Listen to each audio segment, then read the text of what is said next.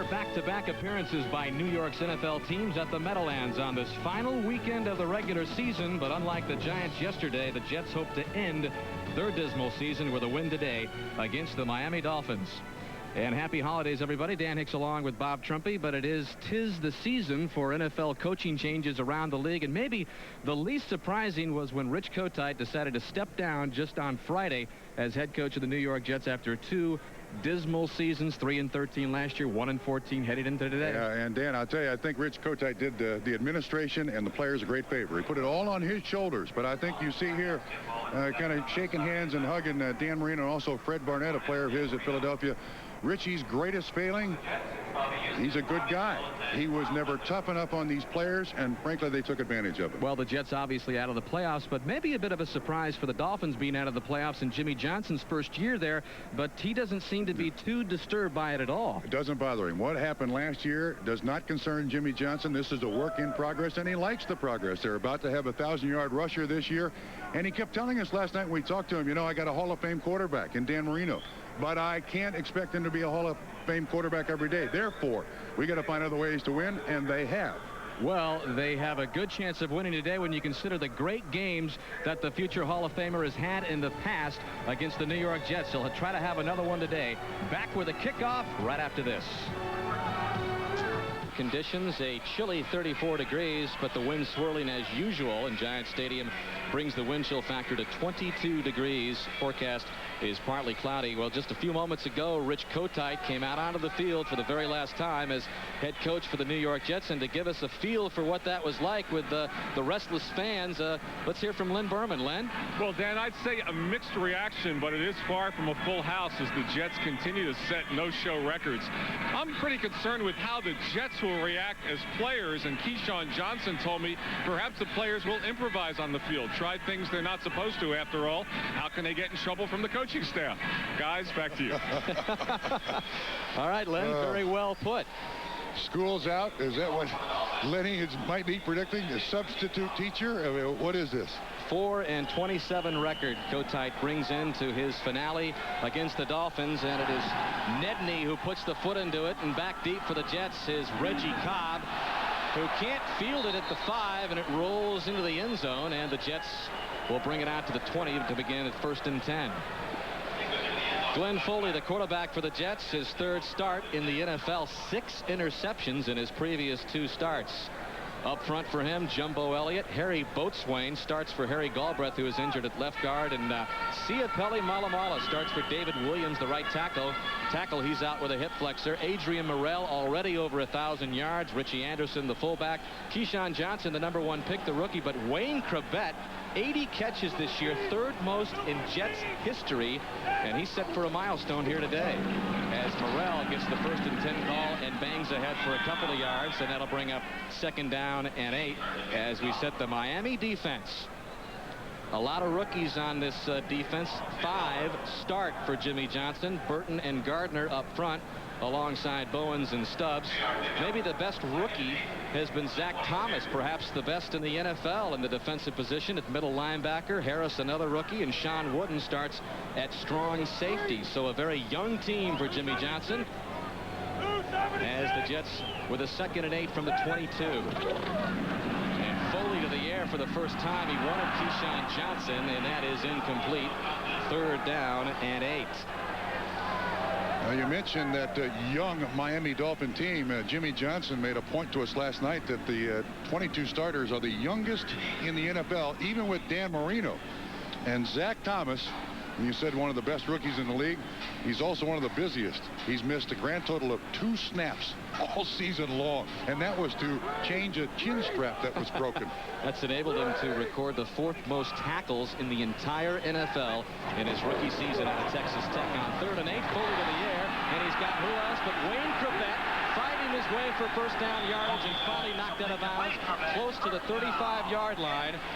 Gain of 13 for Krebet, but maybe even more remarkable is that Krebet now has more receptions than any other receiver in NFL history in his first 2 years. He just passed Gary Clark. That's all of them. I mean, not just the recent history, that's all of them.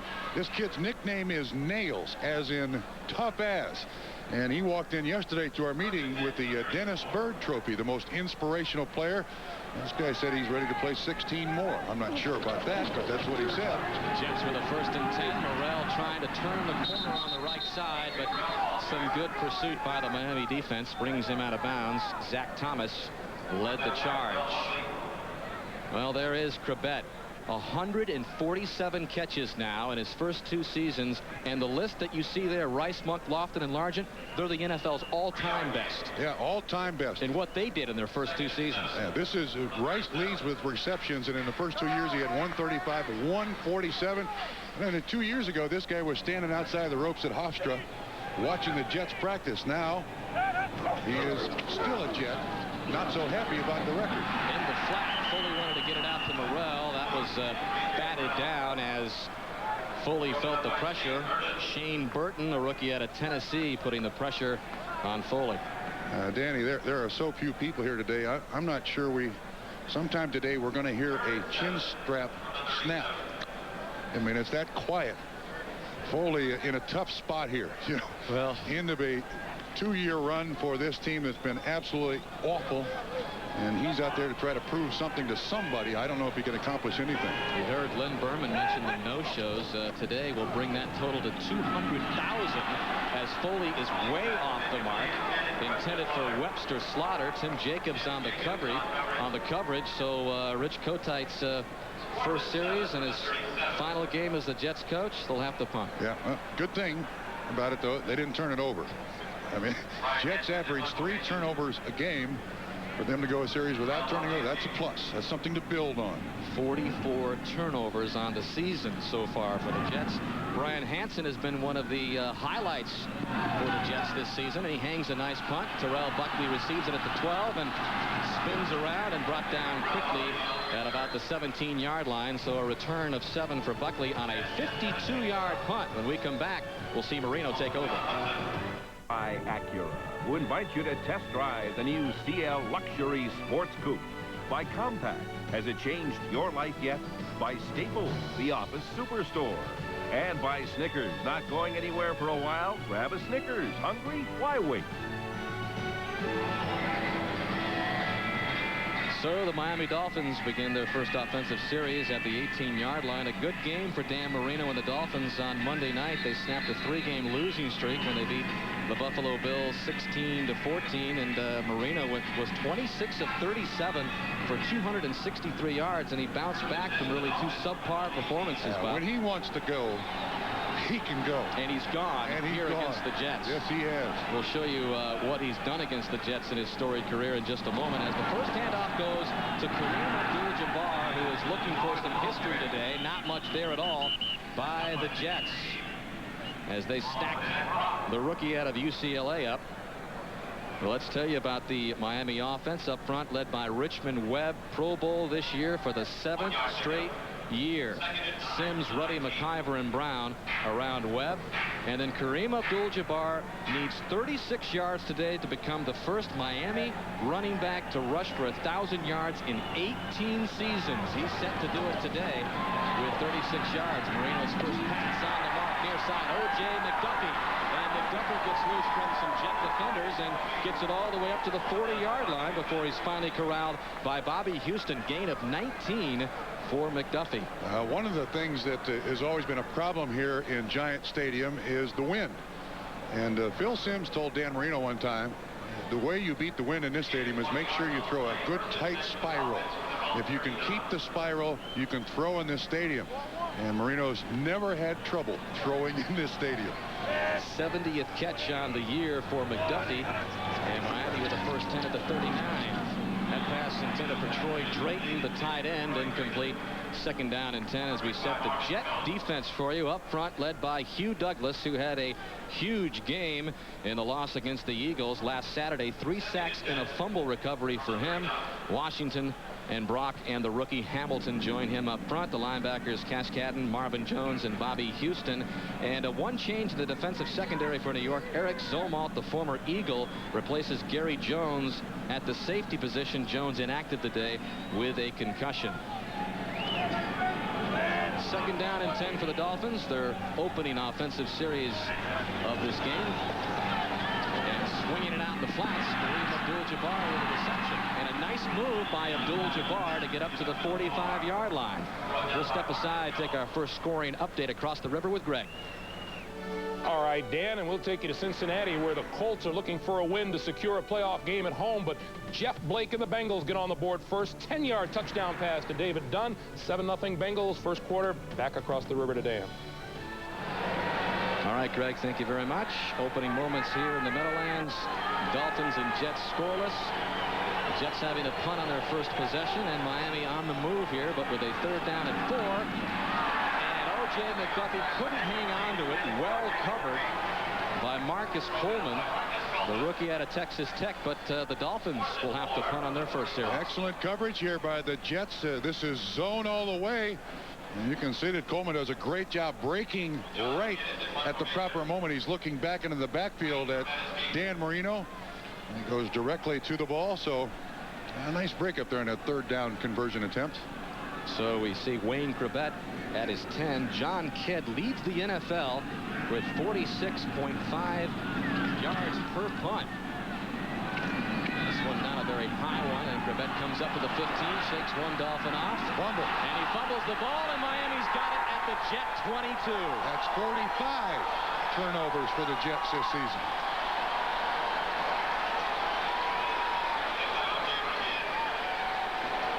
How amazing is that? That's now the 15th fumble that the Jets have lost, including 6 snaps from center that they've lost.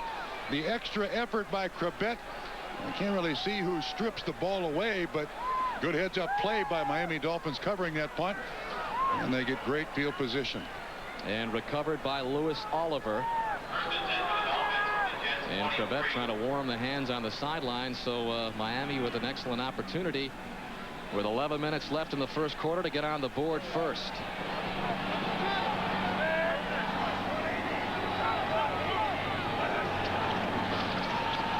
First down, the runner to the air, and he spins around. Number 36, Stanley Pritchett, incomplete, but a flag has come in.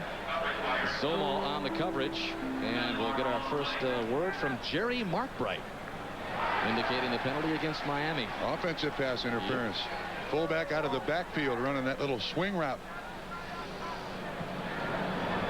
Pass interference, number 80, offense, 10-yard penalty, first down. On Fred Barnett. Yeah, they're trying to set up a pick. I'm not sure you're going to be able to pick it up, but Fred Barnett is right there. And he's picking the linebacker, and the net result was the incomplete pass, and the officials catch it. They don't like that. And the officials don't like those picks, and it's a very common nowadays in the NFL. It's a big part of a lot of offenses. Well, Miami has had a tough time scoring touchdowns. Just 1 touchdown scored in each of its last 5 games, and backing up as they try to take advantage of the turnover by Chrebet. And on the drive, Miami fumbles the football. And number 99, Hugh Douglas, is up and running. And he's going to go all the way.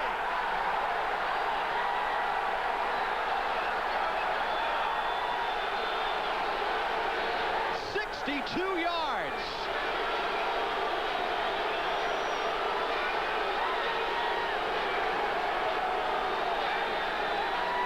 I didn't think he was ever going to get to the end zone. Well, he wasn't exactly being chased by any of the Miami players. Once he picked it up, he was gone. So a huge week last week by Douglas. And he gets the Jets on the board in dramatic fashion with a 62-yard fumble return for the touchdown.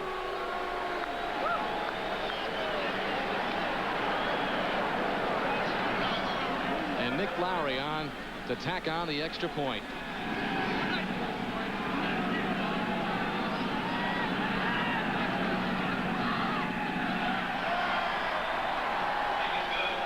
Seven nothing as the Jets look for just their 2nd win of the season. They're up 7-0. Hugh Douglas, #1 draft pick out of Central State, with a 62-yard fumble return for the touchdown for the Jets. As Don Silvestri gets set to kick off, and that is the first touchdown ever in Douglas's career.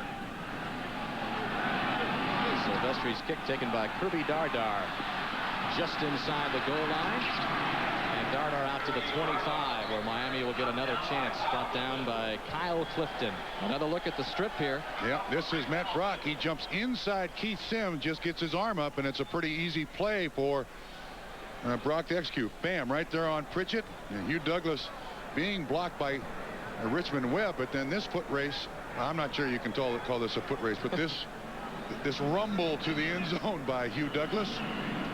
And a little bit of life out of the crowd here at Giant Stadium. Not much. Showing no signs of an ankle, which he says is still sore, which caused him to miss 6 games earlier this year. But here's Miami at the 25, 1st and 10. And Kareem Abdul-Jabbar up to the 30-yard line for a gain of 5.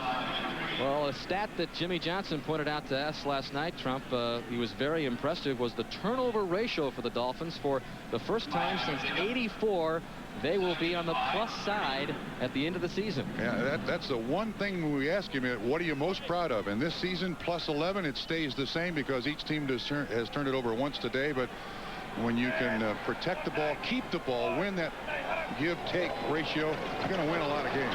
Kareem Abdul-Jabbar trying to bounce off the pile, which stacks up in front of him, but he is stacked up by the Jet defense led by Marvin Jones. Another scoring update. Here's Greg. All right, Dan, at Carolina, the Panthers want to win for the NFC West title and a first-round playoff bye. They get on the board. Kerry Collins 9 yards to Wesley Walls, and the Panthers with a 7-0 lead on the Pittsburgh Steelers in the first quarter, Dan. All right, Greg, thank you very much. What a season by Carolina. A win today wraps up the NFC West division title. Yeah, both expansion teams. Jacksonville doing very well, too. 3rd and 5. Marino working out of the shotgun, and that pass deflected in front of O.J. McDuffie by Aaron Glenn. And it was Glenn who returned a Dan Marino pass, a Jet record 100 yards in the first game earlier this year. This kid is one of the best man-on-man coverage corners in the league. Not big at all. I think under 5'10", but he has great quickness, and he has that rare trait you need in a defensive back, extreme confidence. So Miami to punt for the second time. John Kidd to Wayne Crabett at the 22, fumbles the football, it's loose, and the Jets recover. But Wayne Crabett having a tough time fielding punts. He's 2 for 2. He gets this one back, though. Loses the first one, recovers this one. Jets are up 7-0, but Crabett has made things interesting early. Dan Hicks, Bob Trumpy, Lynn Berman back in the Meadowlands. The Jets up 7-0, and Wayne Crabett still trying to warm the hands up after fumbling another punt. And he has great hands. I mean, you see him diving all over the place, making spectacular catches. That's just a lack of concentration. So the Jets begin this series from their own 16. Play action, Foley to the air. And he wanted Crabett incomplete. 2nd down and 10. Only 4 teams, Trump, in league history have gone 1-15 in a loss today by the New York Jets, and they'll join that dubious list as Kotite looks on. Another loss for Kotite ties Lehman Bennett's record for the worst record any coach with more than 30 games with the same team has had. So the number is just on and on, no matter how you look at them. But you have to keep bringing it up. You have to get... Well, Morrell gets the call. He's got a first down. Terrell Buckley runs him out of bounds, but well, you want more numbers, Trump. I'm sorry, there they are. Yeah, but these are good on the good side of Adrian Morrell. This is a weird one. 1 win, 1,000-yard rusher. Gale Sayers, when he was with the Bears in '69, Dick Butkus was also on that team. Dick Bass with the Rams. Morrell 1,180 yards. Absolutely amazing that you can have a 1,000-yard rusher and only win 1 game. But it's the turnovers that's absolutely killed the New York Jets. Morrell, in reference to that graphic, said, I don't know if that's an honor or not, as he gets the call close to the 30. Another scoring update. Let's go to New York. All right, Dan, at Cincinnati, the Colts pull even with the defensive unit this time operating. Jason Belzer picks off Jeff Blake and returns 21 yards for the touchdown with the extra point. It's now a 7-7 game. Colts and Bengals still the first quarter, Dan. All right, Greg, still the first quarter here, midway through it. Jets with a 7-0 lead. Glenn Foley off to a slow start through the air, 1 of 5 for 13 yards. Oh, but a nice catch on the far sideline made by Webster Slaughter. Slaughter's got the first down. Sean Hill on a coverage for Miami. Gain of 22 for Slaughter. That was a nice throw by Foley. You're going to see, here's Slaughter running the out pattern at the corner, and Hill is slow getting over there, and Slaughter has trouble hanging on to it, but stays with it and does make the catch. So not a great catch, but a nice pickup by Webster Slaughter. 11-year veteran. Former Brown says he doesn't want to come back for the Jets unless he's given an opportunity to start. He's dreaming. For some more pretty good yards. Well, the 1,180 rushing yards that McNeil had coming in, the second most in Jets history. Freeman McNeil back in '85. Dan, I was going to say, the thing I like about Adrian Morrell, last year, Morrell had 71 catches. And this year, he's got over 250 carries. So there's a lot that this young man can do, and just beginning to figure out how best to use him.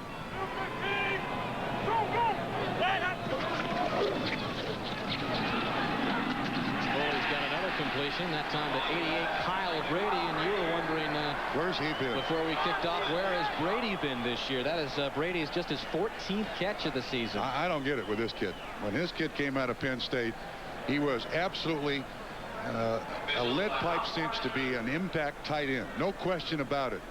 But he's had a shoulder separation, he's had other problems, and basically they've turned him into an offensive tackle. I don't understand why.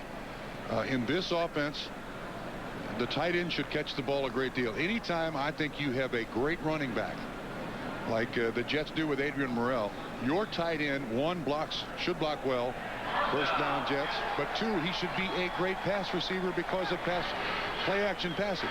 This guy's been non-existent. I don't get it. Brady 26 catches last year, just his 14th this year. As you take a look at Kotite, whose team is on the 7th play of this drive, with the 1st and 10 at the Miami 36. 6.5 minutes left in the first quarter. Jets with a 7-0 lead. Morrell gets to carry plenty of room along the left side and stiff arms his way out of bounds close to the 30-yard line, brought down by another one of those rookies on Miami's defense, Anthony Harris. And so far the Dolphins have a little late showing up today. Not much emotion. Emotion plays no part in this game for the New York Jets. Head coach, coaching staff probably gone, but a great deal of emotion for Miami Dolphins players. There's always the threat of Jimmy Johnson making you his next victim. You don't play for me today, son. You play for somebody else next year. On 2nd and 5, Morrell gets the carry again. Well, the next stop for the Miami Dolphins will be a relatively early camp, in March? March 3rd. And if you don't show up there, you're not exactly in Jimmy's... It's not mandatory, but it is highly recommended that you be there. Highly recommended that you be there. And when I talked to him before the game this morning, I said, when did you start that? He said, well, left the Hurricanes, went to Dallas, second year, we started because everybody else was doing it. 3rd down and 3. Fully complete. And for the first down, it is Alex Van Dyke. Just the 16th catch of the season for Van Dyke. Well, you got 5 wide receivers in the lineup here for the New York Jets, spreading the defense all over the place. Zone coverage by the Miami Dolphins. Hey, simple pattern. You go down one step past the yard marker, and you make the completion for the first down. Van Dyke, rookie out of Nevada, 2nd-round pick. And the drive continues for a possible touchdown for New York. Foley, pressure pressured and brought down for the sack. That's number 93, Trace Armstrong, his 11th sack of the season. Dolphins come with a blitz. When motion goes away, Terrell Buckley, number 27, also putting pressure from the outside, but you're going to see Trace Armstrong jump right inside of Kyle Brady, 88. No one blocks him. Foley had no chance to set up whatsoever.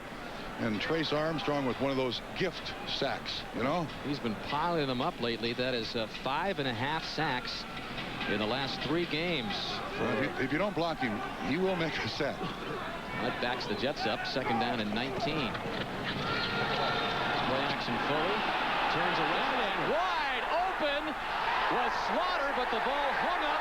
A flag comes in, and it could be interference on Sean Wooden on the coverage for Miami. He was 10 yards past the deepest defender. I mean, Dolphins were completely fooled. Pass interference, number 22, defense, in the end zone. Automatic first down on the 1-yard line. And that amounts to a 32-yard penalty on Wooden. Look, he's a good 8 yards deeper than Wooden. Wooden has no choice, can't get his head around. Just make contact, hope something good happens. But the penalty on Miami, 1st and goal Jets. Isn't this the way the Giant game went yesterday? Yes. This kind of a repeat of that? Looked like the Patriots were going to get blown out yesterday here in Giant Stadium, but they came back to win. Adrian Morrell looking for the goal line, and Morrell is in for the score.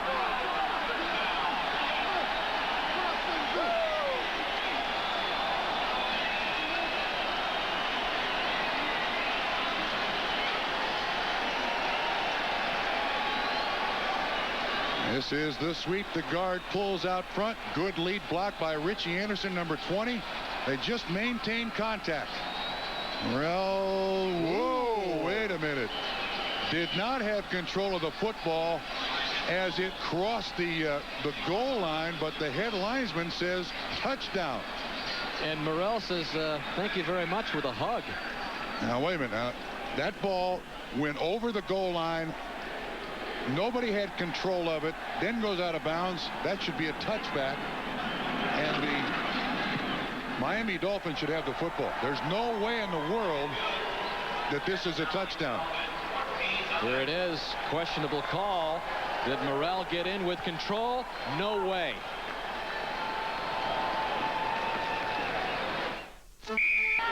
We're going to show you that questionable touchdown in just a moment, but the Jets with a 14-0 lead, the same lead they held in the first meeting of the year against Miami before the Dolphins came back with 33 unanswered points to win it 36-27. Jets have had a horrible time of trying to hang on to first-half leads. Irving Spikes takes the Silvestri kickoff. Backs his pick up across the 30-yard line, and a good return for Spikes close to the 35-yard line. If we go back to the touchdown, this ball is not in control by Adrian Morrell as it hits the goal line. It's Dwight Hayu who strips the ball away. The ball is out there. It goes across inside the cone. That should be a touchback. Miami ball. And the head linesman, Terry Gerke, instantly makes a touchdown call. He is incorrect. Instant replay should be used in this game. And he was no more than a few yards away from that call, so he had a good look at it as Irving Spikes gets his first carry of the game. For no gain, it'll bring up 2nd down and 10. Marvin Washington the stop for the Jets. Always dangerous to play a team where there is nothing at stake. You don't know what to expect. This team is a talented football team, the New York Jets. For them to be 1-14 is pretty remarkable. But they do have another gear.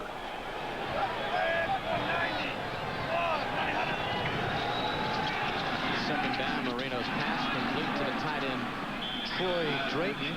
Drayton, the big acquisition picked up from the Rams in October mid-season, and Jimmy Johnson told us last night that Drayton is the last guy that he got that needed to be signed, and they're close to signing Drayton to complete the puzzle headed into next year. Yeah, he feels that within the week he'll have him signed, and then he's happy. He's got all they wanted out of this year. 14 tight ends have spent time with Miami before Drayton finally came in, and Jimmy Johnson likes him. Third down, Marino's pass. Nice catch made by Randall Hill. And Hill's got the first down for the Dolphins. Yeah, it's interesting that when we talked to Dan Marino last night, I said to him, you know, you're throwing the ball less. Is there less pressure on you? Are you more comfortable? He said, actually, no, there's more pressure. I get fewer chances to throw the ball, so I have to be more accurate. And that's saying something for the guy who leads in almost every passing category you can think of in the NFL.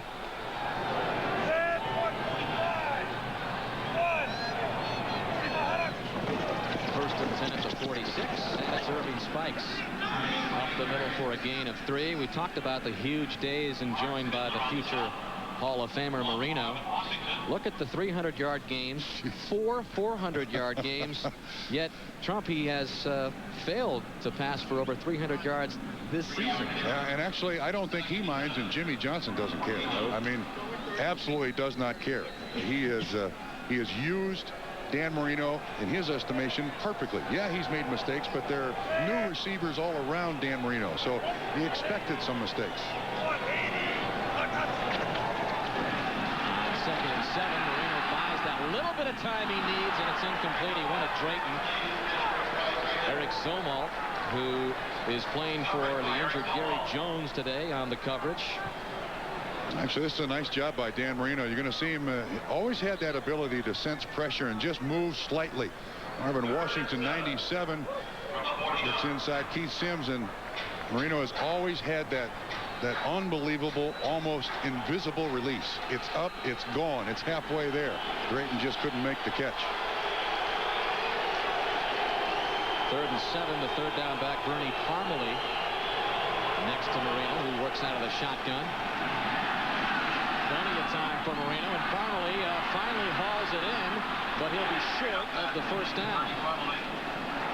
Ray Mickens ran him out of bounds, but the Dolphins will have to punt it away again. I'm kind of surprised at this. It's 4th down and 2 or something. You know, Jimmy's not above trying anything to ignite his football team.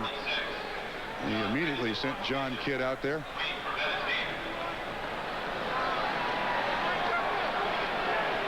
Dolphins trailing 14-0. And Kidd set to punt it away again. Wayne Cravett, who has had his difficulties so far, lets this sail over his head, and it takes a good bounce, and Miami will down it deep in Jet territory at the 5.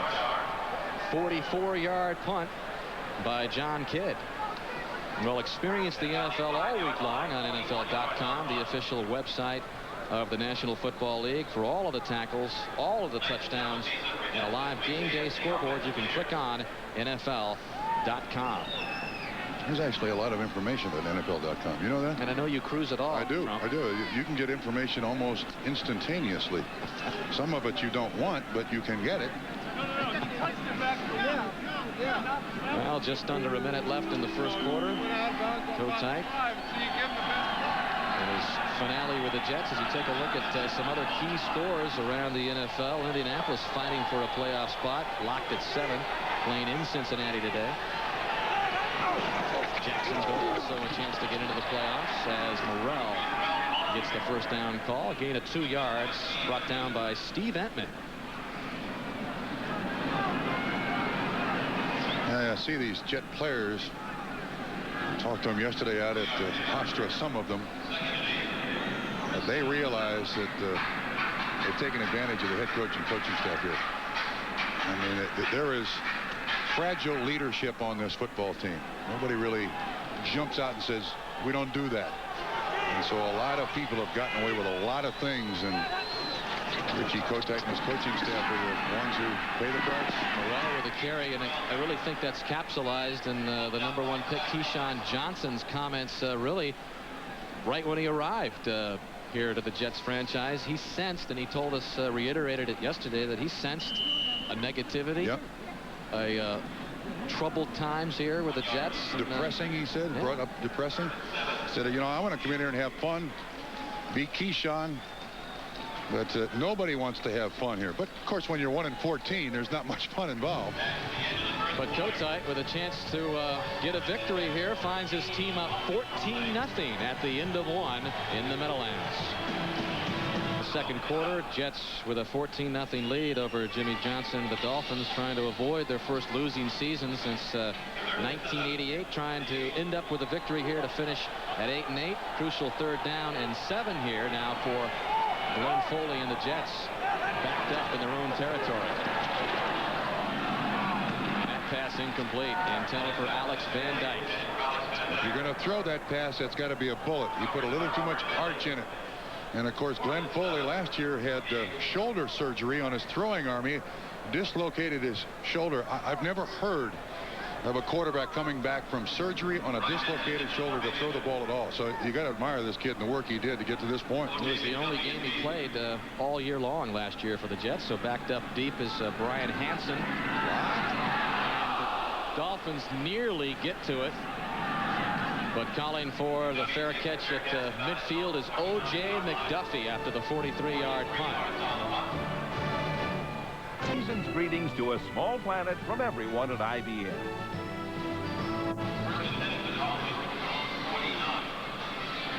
Crisp December day in Manhattan. You can bet a flurry of shopping being done just a few days before Christmas.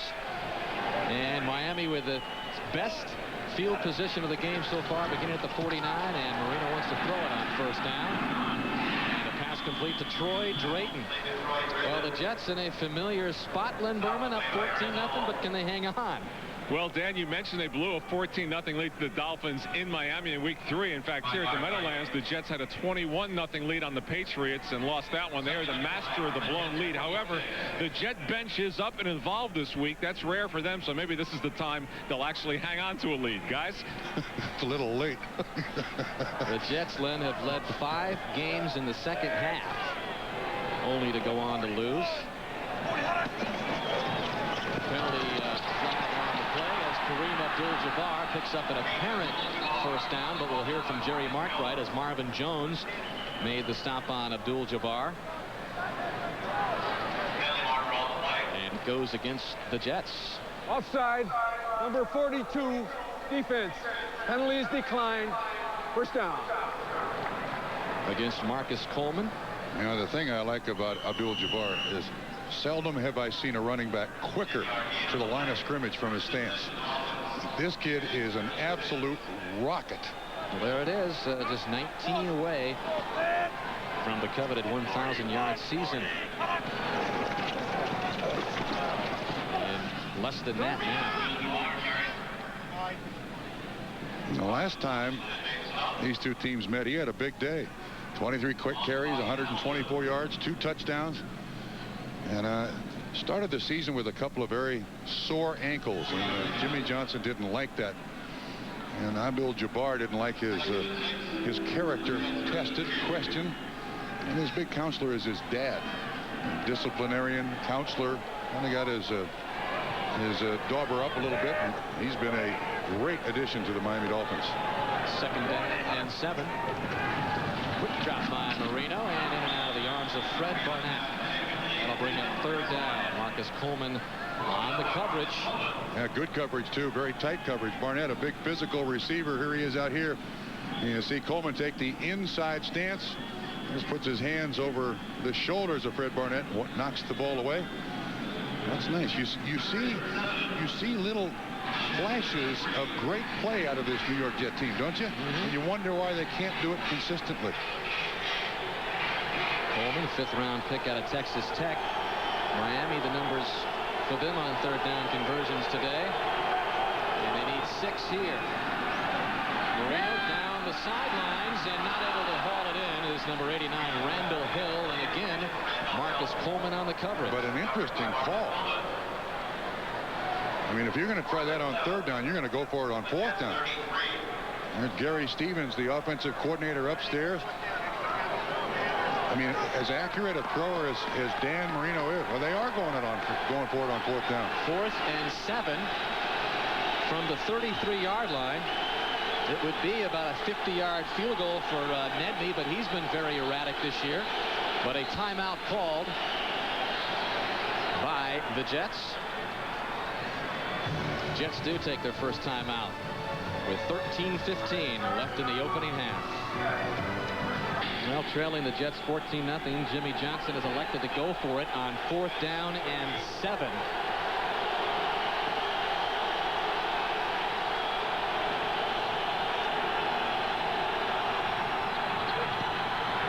Marino out of the shotgun. Bernie Parmalee had it, and they call it incomplete.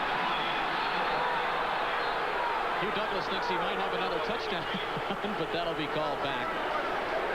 So the Jets will take over on downs.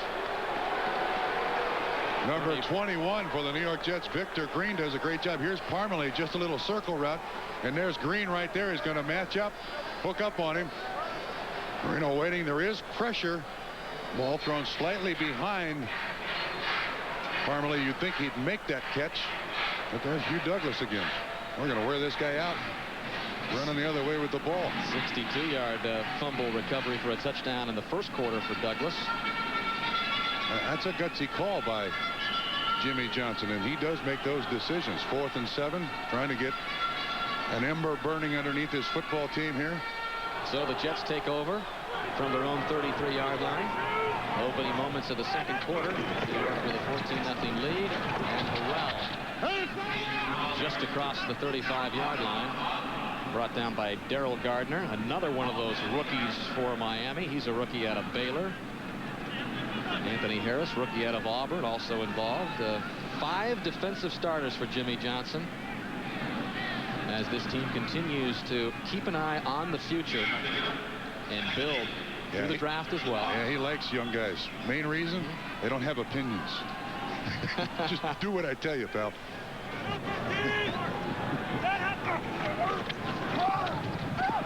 Glenn Foley on 2nd and 7, and stepping in front with a near interception was number 31, Sean Hill. Keyshawn Johnson was the intended receiver. Yeah, it was Wooden in coverage, number 22. And you see the free safety doing his job, just standing back there, watching the quarterback's eyes, breaks properly. I don't know how he didn't catch this one. I mean, that's about as good as you're going to get it thrown to you. Well, Foley off to a rough start, 4 of 10, just 47 yards.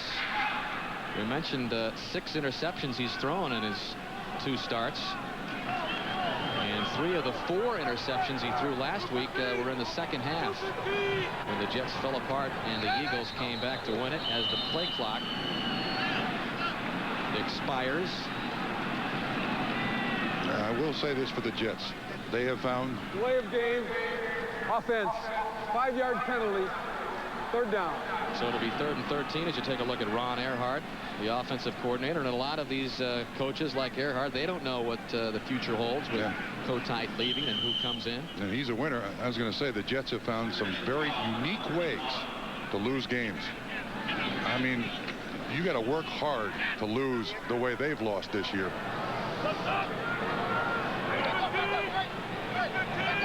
So we're backed up to the 30. Foley's pass floated out to the far sideline to Keyshawn Johnson. He wanted interference on Buckley. He'll not get it, and the Jets will punt it away. Buckley almost literally climbed Keyshawn, you know, like he was climbing up a tree. Keyshawn Johnson, one of the real big receivers in the league. That's excellent coverage by Buckley.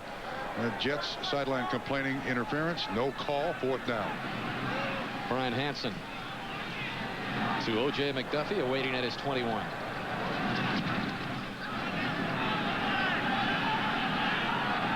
And McDuffie with a chance at the 22.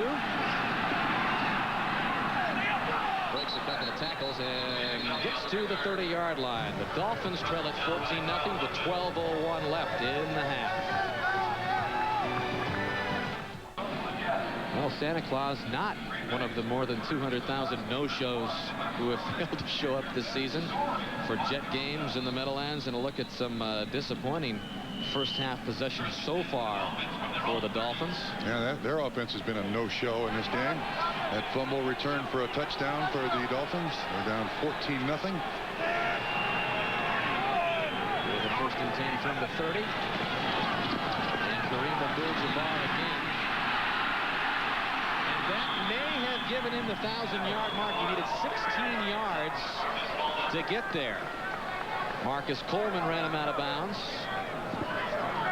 And it's going to be very close. It is 17 yards for Kareem Abdul-Jabbar. So there you have it, the milestone. The drought is finally broken. After 18 seasons, the Dolphins have a 1,000-yard rusher. Yeah, when Delvin Williams had that 1,000-yard season, the Dolphins were 11-5. Bob Greasy was the quarterback. That's how long ago that was. Good run for Abdul-Jabbar. He backs it up with another one. Close to the Jet 45, a flag comes in as Aaron Glenn puts the wraps on Abdul-Jabbar. But not since 1978, when Delvin Williams rushed for 1,248 yards.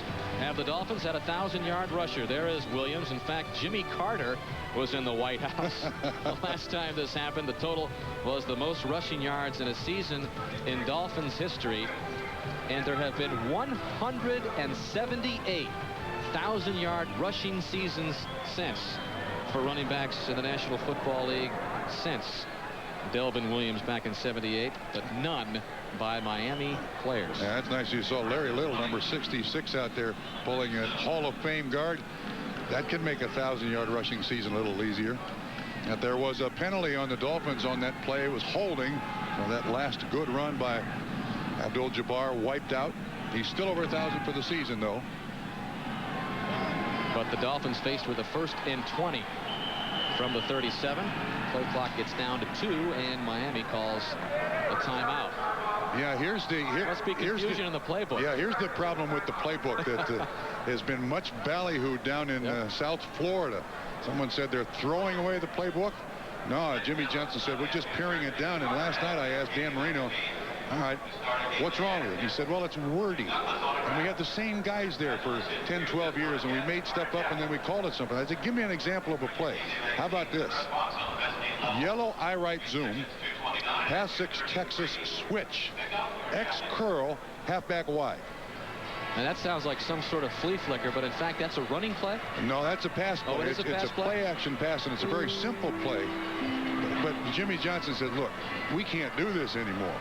I mean, we got to streamline this so that, 1, new players can come in and contribute immediately, and 2, draft choices can come in and contribute immediately. Then we're not throwing the book out. We're just making it more manageable. And there's been a little needling between Don Shula and the press and Jimmy Johnson. He said, hey, this is no offense to Don Shula, but he says, I have to feel comfortable with my playbook and make the necessary changes that I feel comfortable with. That's a nice pass play. O.J. McDuffie for a big gain. Finally twisted out of bounds at the Jet 33. Ball at the 34 after a gain of 28 by McDuffie. Nice little delay run by McDuffie over the middle. Jets are going to see McDuffie come right across here. Marino has good protection, waits for McDuffie to open up. Drayton, 84, kind of cleared things out, and then McDuffie with excellent speed. This kid has constantly made the big play for the Miami Dolphins. Dan Marino was asked in an informal survey of who was the MVP of the team this year, and he said O.J. McDuffie. Abdul-Jabbar. Another good run. Another flag comes in as Abdul-Jabbar adds to his 1,000 yards already achieved, and Jerry Markbright says holding. Yeah, Jerry Markbright threw the flag from behind the play. Jerry Markbright threw the flag. Holding, number 36, offense.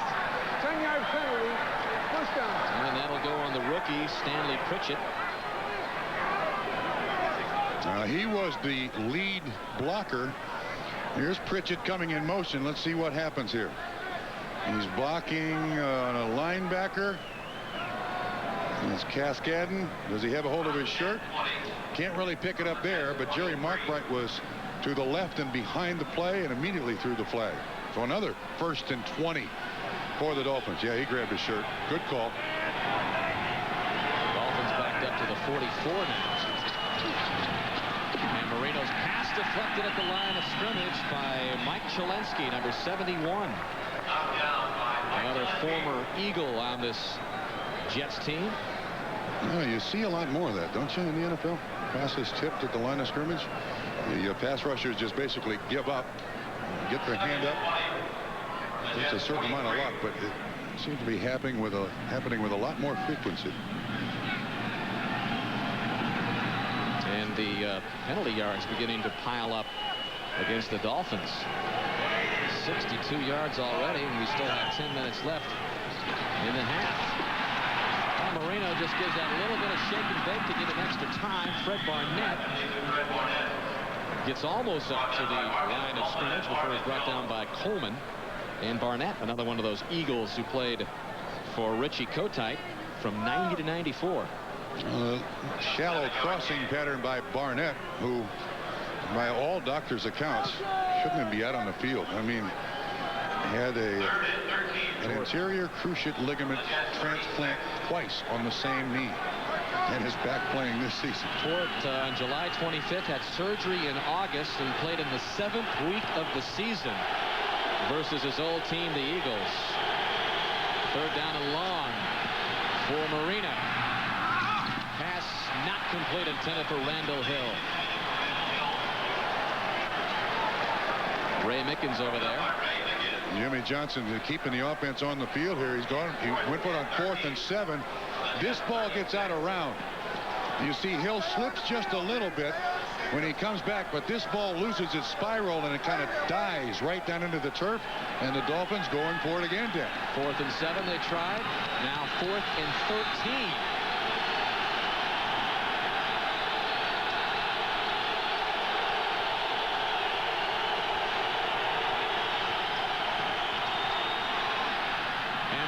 Again looking for Hill, and incomplete. And the Jets take over again on the downs. Lonnie Young on the coverage. So Jimmy Johnson's gone for it twice on 4th and long. Unsuccessful both times. Their coverage here. Gary Stevens upstairs gets the same picture of the big Polaroid. And the Jets obviously changing their coverage pattern because it's confusing Miami. And those 2 4th down attempts, neither one was even close to being a conversion. 6 possessions, no points for the Dolphins. Fully on 1st down. Out of the backfield complete, Richie Anderson. And Anderson has a 1st down. Back to Greg Gumbel across the river. All right, thanks, Dan. At Carolina, Pittsburgh quarterback Mike Tomczak has only thrown for 25 yards so far today, but 6 of them here to Andre Hastings with the extra point. The Steelers pull close to Carolina. It's now 9-7, under 9 minutes to play in the first half, Dan. Thank you, Greg. Under 9 to go here in the first half. Jets with a 14-0 lead. Thanks to a Hugh Douglas 62-yard fumble return for a touchdown and a very questionable Adrian Morrell short 1-yard finish. Richie Anderson heads up the middle for another big chunk of yardage for the Jets. Zach Thomas, the leading tackler for Miami, with the stop on Anderson. And he does a nice job here too, because you're going to see Zach Thomas blitz. Anderson makes just a little adjustment, gets right inside the block by the left guard on the fold. That's well done by Richie Anderson. The Jet offensive line not really pushing the Dolphin defensive line around, but they're just making those little creases in there. Just short of the 1st down, Anderson. So on 2nd and 1, Foley going deep down the sidelines. Keyshawn Johnson giving Buckley a little shove. Again, there was an awful lot of air underneath that ball by Foley. Well, the one he threw in the flats a little earlier also floated out there just a bit. Dolphins have been having some cracks at some interceptions today, but as you take a look at some of the other scores around the league. That's Ron Earhart in the background there. Of course, formerly offensive coordinator of the Pittsburgh Steelers. Got them to the Super Bowl. I tell you, a weak arm is exposed in a split second in the NFL. 3rd and short. Morrell should have the 1st down as the Jets keep the drive alive under 8 minutes left. Well, the Dolphins are letting them have fun here today. You know, as long as the Jets don't turn the ball over. They've already had 1 turnover on the punt return, the fumble by Wayne Corbett, but you know, as long as the Jets don't turn the ball over, they can compete. How many times, though, has Kotite and the Jets been in similar positions, seemingly on his way to a win, and then everything falls apart? Yeah, too many. It's so many that you can't remember each one of them individually. You know that? They just all in kind of a blur. Yep. Well, a timeout taken by the Jets. And Foley will head to the sidelines and talk things over with Earhart. Well, next weekend it is the playoffs, and you can join NBC Sports for an AFC wildcard game on Sunday. The pregame show, and then after the combatants are sorted out, check your local listings for the game and time in your area. That's the AFC wildcard game next Sunday, right here on NBC. Yeah, those wild card games, I think they're the most pressure-packed game of the season. You know, more pressure than the Super Bowl, more pressure than the conference championship game, and in a lot of instances, you have the same two teams playing 2 weeks in a row. Wild card games are always entertaining. Well, the playoff situation today, interesting. Jacksonville trying to get into the playoffs. You know, on the other side in the NFC, the Panthers in the playoffs for in just their second year, and Jacksonville trying to equal that. They can get in. Jets at the Miami 42. Foley's going to run with it and do a head-first slide close to the 35-yard line. Steve Entman on the tackle for Miami. Well, I don't think Foley's ever going to be a threat to run the ball seriously. This is in total desperation. He gets some pressure from the outside. Takes a little while to get his feet up and going there, does Glenn Foley. He's going to be described throughout his career as one of those pocket passers, you know. Second down and 7. Foley turns to Morrell. And Morrell hard charging close to the 32-yard line. Well, all of the symptoms are there for the Dolphins on defense. Very poor tackling. A little late getting to the right spot. A lot of standing around.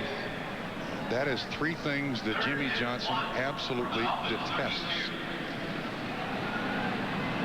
He sure has a plan, though. When you talk with him, you know, he's all positive. Absolutely. The Dolphins out of the playoffs, but he's saying, well, here's what we're going to do. Here's what we've set ourselves up for. And you really get the feeling that the plan will be eventually implemented by Jimmy Johnson. Pass incomplete, intended for Anderson. And Johnson knows a little bit about rebuilding. 1-15 in his first year with the Cowboys, as that brings up 4th down for the Jets, and the fans, of course, want Richie to go for it. Sure, that's an easy choice. Up 14-0, 1-14. No dilemma here. Yeah, we'll talk more about Jimmy Johnson and his plan, including being underneath the cap, finding some extra money. A little more than a yard the Jets need. The numbers on the season.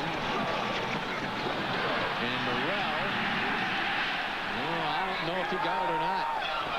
Sean Wooden knifed in there for Miami, and the Dolphin defense, of course, thinks they've stopped the Jets. They may have to measure this one. Or Jerry looked like he was going to signal first down for the Dolphins. Wait, no, we're going to bring him out. That changed his mind. You know, Rich Kotite, really, Trump, a sympathetic figure here in New York. There is not a person you talk to or meet with that knows Richie Kotite that has a bad word to say about him. You're absolutely correct. And that is first down Miami. It is rather precedent setting that as the head coach and general manager of the New York Jets, in his statement, he neither quit nor was fired, but he is no longer the head coach of the Jets after today's game. I'm not sure what category this falls in, but he was fired. But always polite Kotite at the press conference when he was going to announce he was stepping down. He said, thanks for coming on such short notice.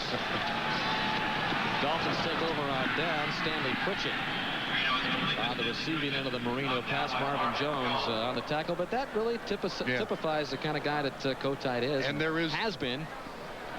And Danny, there is a delicate area where coaches succeed. I mean, you can't be an absolute George Patton, and then you can't be a Richie Kotite. You want to be somebody in between. But coaches who play or coach out of their personality never seem to succeed. And Richie's always been one of those guys who gets along with everybody, and that's the way he coached. Marino hands off to Abdul-Jabbar. Short gain, which will bring up 3rd down. But Richie Kotite said he got together with Steve Gutman, the president of the Jets, and Leon Hess, the owner, and they came to a mutual decision that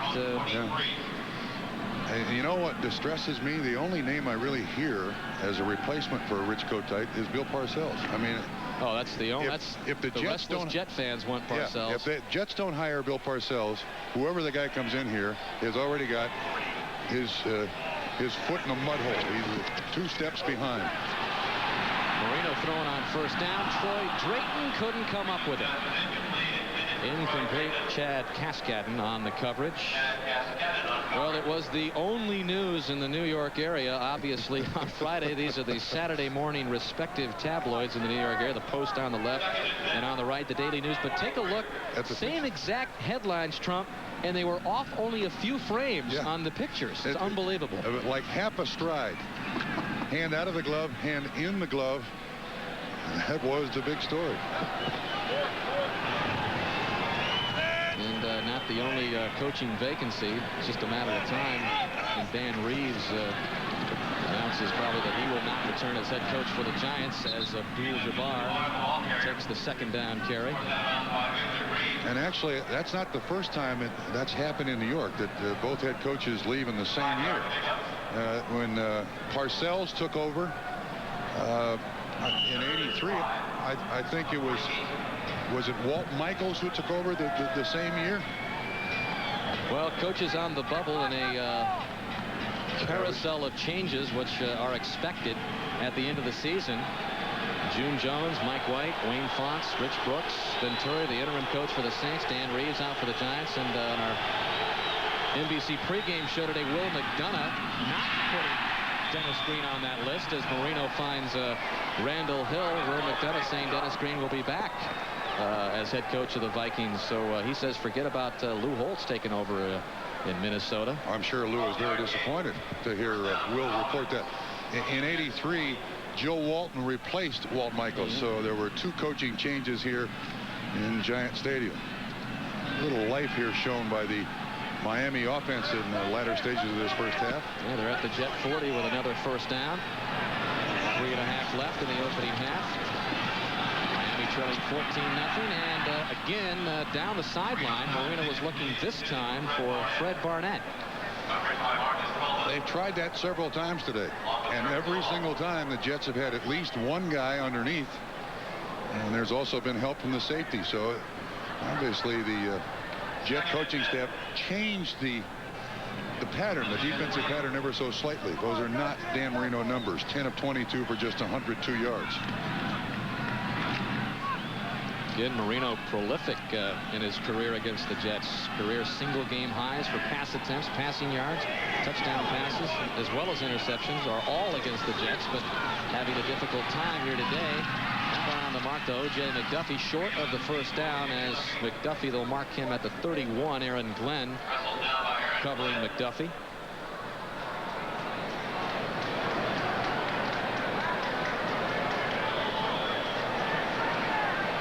Glenn is one of those kids that's mad when he gives up any completion. And he loves covering Keyshawn Johnson in practice. He says, I cover him like a gnat. Third down and a long one. 8th play of this drive for Miami. And ball fumbled by Pritchett.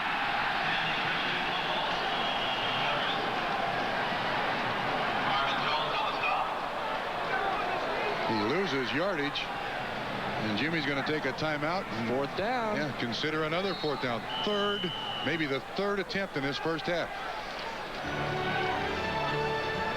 Well, that's kind of the way it's been all half long for the Dolphins. They went for it. This much shorter at 4th and 3. But with 2:29 left, Dolphins try to keep their hopes alive for a touchdown.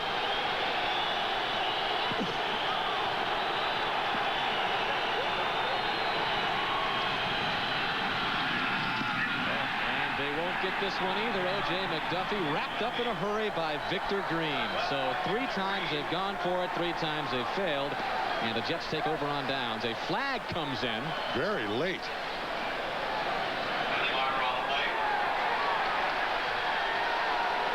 Dolphins indicating that it's on the Jets. But we'll wait and hear from Mark Bright. 12 men on the field on the defense. 5-yard penalty. First down. There's your first down. I think that's upset Jet fans more than anything else. In this season, that has happened a lot to the New York Jets. Too many men or not enough men. What hasn't happened? Yeah. That's unforgivable. They stop him on 4th down, 12 men on the field, and now we know why. McDuffie was the only receiver that Marino could even think about throwing the ball to. And Vaccarello, the defensive coordinator, his defense has been victimized all season by things like that. So Miami with a fresh set of downs at the Jet 29. Trailing 14. Another tough exchange between Marino and Abdul-Jabbar. And it again looked like Marino never really had a handle on it. Just kind of shoveled it away to Abdul-Jabbar. Take another break. Back in a moment. Hey, another costly mistake. See, Dan Marino looked 35 here. He can't really get out off of his right leg, which is the one that is so heavily injured. The Achilles tear. He couldn't get out there quick enough to hand the ball cleanly to Abdul-Jabbar. Marino, a broken foot earlier in the season, missed almost 3 games. The Dolphins going 1-2 in those games in his absence. 2nd down and 9.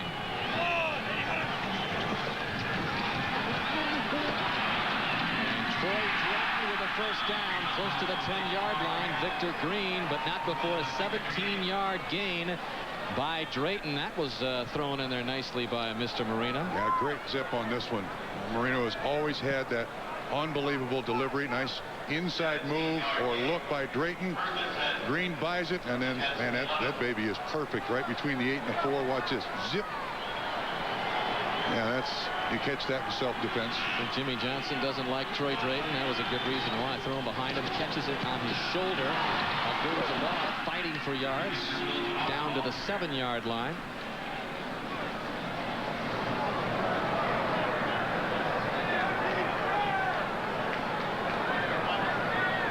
Tell you what a contrast in talking with both coaches. You talk with Rich Kotite, who obviously is on his way out, but there is a man with a plan in Miami, even though there's been some disgruntled Dolphin fans about well, not making the playoffs this year. But that pass incomplete to Fred Barnett, and Marcus Coleman called for interference.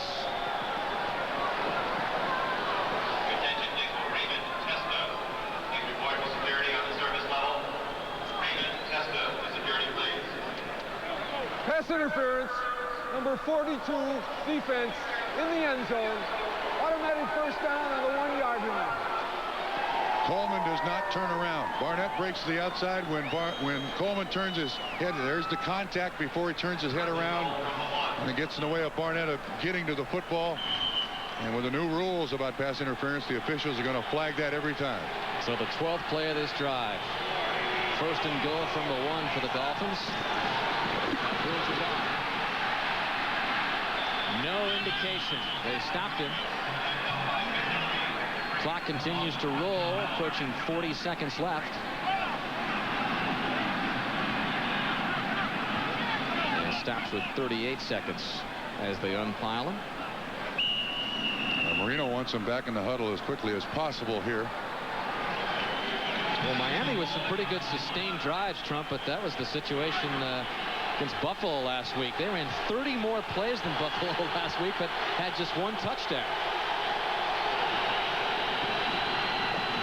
Abdul-Jabbar tries again and is stopped. Marvin Jones leading the Jet surge. Now, this is one of the things that Jimmy Johnson is insisting upon with this offense. He wants his offensive linemen aggressive. He wants them to be able to blow people out. And you see the Jets do a great job there of standing up the Miami Dolphins offensive line and allowing Abdul-Jabbar no place to run. I mean, absolutely nowhere. So that'll bring up 3rd and goal from the 1, and we'll remind you that coming up at halftime, we'll be sending you across the Hudson for the Domino's Pizza NFL on NBC Halftime Report. Greg Gumbel and company will get you caught up on all the action from this final week of the regular season in the NFL. An updated look at all the playoff races, all the scores and highlights coming up at halftime. And this would be a huge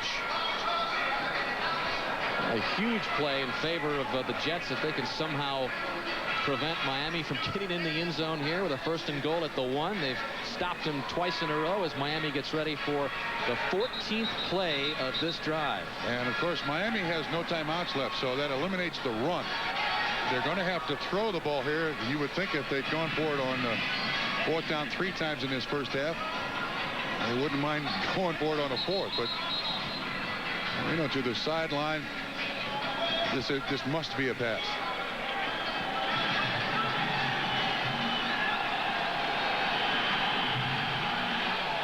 3rd and goal from the 1.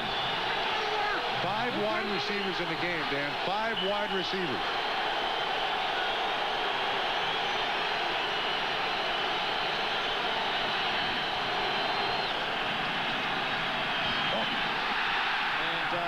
Thomas, who never looked around. Lamar Thomas had his back to Marino when it left Marino's hand, and here we go again. 4th down and goal from the 1, and the Dolphins obviously going for it.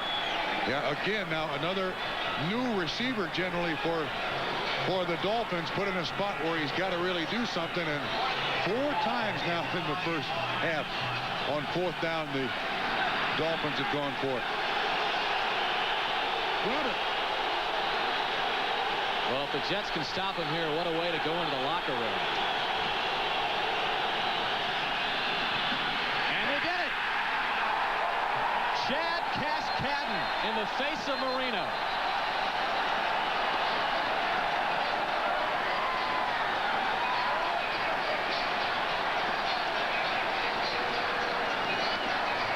But 2 flags are in the end zone. And Kotite has just seen them and can't believe it. Holding number 24, defense. Half the distance to the goal, automatic 1st down. Now the Dolphins have gone for it on 4th down 4 times. They've missed 2 and had 2 penalties on the Jets. And the Dolphins get another chance with 9 seconds left.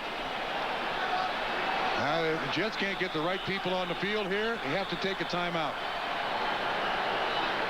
And the clock stopped with 9 seconds to go as they inch the ball even closer to the goal line. Kotite thought his team had held Miami 4 straight, but the holding call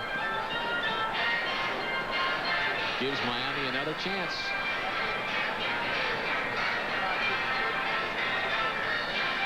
I think this is where the call is made on the holding. It's Mickens, 24. He's got a hold of Randall Hill, and he just grabs his jersey, and that's where the holding call is. I don't think there's any.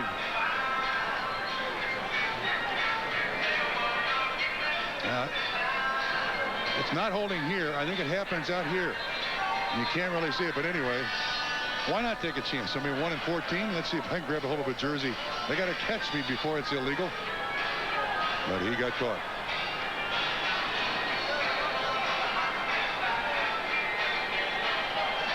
Jets do make it interesting. So the ball is at the half-yard line. 1st down.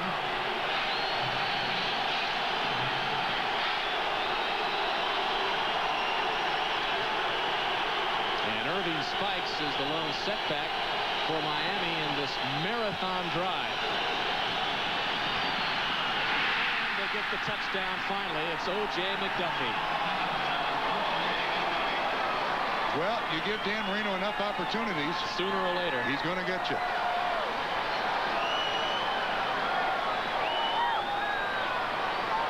But it took him 5 plays. McDuffie scores his 8th touchdown of the season. McDuffie goes in motion, and again, that great release. Aaron Glenn just can't quite catch up with McDuffie for the score. And the left-footed Joe Nedney pumps it through. And with 6 seconds left in the half. Miami is finally on the board, and they pull within 7, but still trail at 14-7.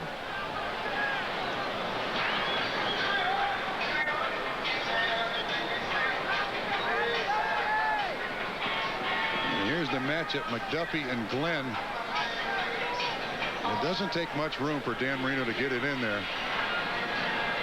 Even though there's decent pressure by the Jets, and Aaron Glenn is near. Well, that's about as hard as I've seen any team work to score a touchdown. There were 2 fourth-down penalties on the Jets that extended the drive. There was a pass interference penalty that put the ball at the 1-yard line on the Jets. And the Jets have been very cooperative to their opponents this season. 15 plays, 68 yards. And 5 minutes and 52 seconds. Nearly a 6-minute drive. Finally results in the touchdown for Miami.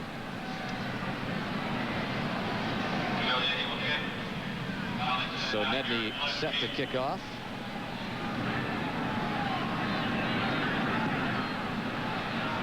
And a line drive up the field taken by Aaron Glenn. Glenn dances around for a moment. And that will do it. Opening half in the Meadowlands in the book. And the beleaguered Jets take a 14-7 lead into the locker room over Miami. Now, let's head across the river and the Domino's Pizza NFL and NBC report.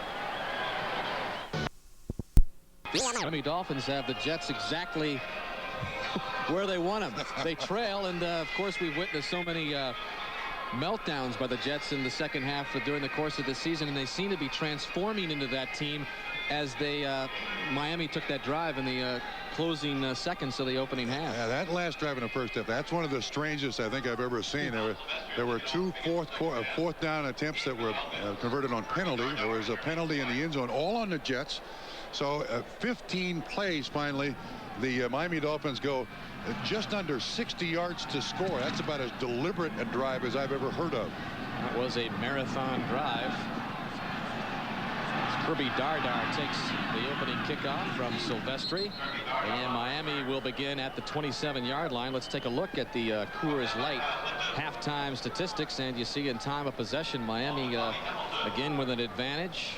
Also big advantage in total yards, but they trail 14-7. Yeah, what's not accounted for in the total yards for the Jets is that fumble recovery by Hugh Douglas running for the touchdown. A turnover apiece. The first half of this game has been played like the last game of any season, where 2 teams, it means nothing, pretty sloppy. A listless Miami offense. Kareem Abdul-Jabbar gets the first carry. Well, let's get a report from the field from Len Berman. Len? All right, Dan, I talked to the 2 coaches at halftime. Jimmy Johnson is still stewing over that early turnover. He said it gave the Jets life. He said he's not worried about the second half. He said we'll be okay. As for the Jets, Rich Kotite is happy with his defense, says he has to stop him in this series. I asked him if he had any personal thoughts walking onto the field for the last time as Jets coach. He said, I want to win the damn game. Those are my personal thoughts. All right, thank you, Len. 2nd and 8. Fred Barnett can't get a hold of the Marino pass. Following up on what Len Berman just said, that remember when we were talking to Richie yesterday, he said this game is not about me. It is about beating the Miami Dolphins. And actually, Jumbo Elliott told us that Richie's held up rather well under all of this pressure over the last season. And he's a man. He's taking it like a man. Something interesting Jumbo Elliott also said about Richie Kotite. We'll get to that after this play. 3rd down for Marino out of the shotgun. Steps up. O.J. McDuffie, the intended receiver, almost picked off by Aaron Glenn. But Jumbo Elliott was telling us that as far as preparation went, there was just as much preparation this year on this Jets team as he had on the Super Bowl championship team on the Giants. And he was with him. McDuffie is complaining about his jersey being hauled, and he has a legitimate complaint. Glenn almost undressed him, certainly exposed his shoulder pad. No flag. 4th down. Aaron, you can't keep trying to get away with that. So John Kidd in for his 4th punt. Dolphins at the 20 and rolls out of bounds at the 16-yard line. Right back after this. Just across from the Manhattan skyline in the Meadowlands, while we were away, Jerry Markbright indicated a holding call against the Jets' Hugh Douglas, so that takes the ball back half the distance to the goal line. So Foley and the Jets take over from the 8-yard line in their opening series of the second half, leading 14-7. Adrian Morrell gets the call first and doesn't get much of anything. Well, it has been a dismal December record for the New York Jets through the years, and that 1-4 mark back in '93. Yeah, the one win was at RFK. Their last win here at Giant Stadium at home, 1991 in December. Beat Miami in overtime. How bad is that? Just another series of ugly numbers for the Jets organization. Incomplete, intended for Wayne Krebet. And I was just thinking that last graphic we had, that spans 3 different coaching staffs. Bruce Coslett, then Pete Carroll, and now Rich Kotite. So it's not just one group, it's been several groups who can't seem to get this team to win in December. Conversely, Miami historically has had a great December record.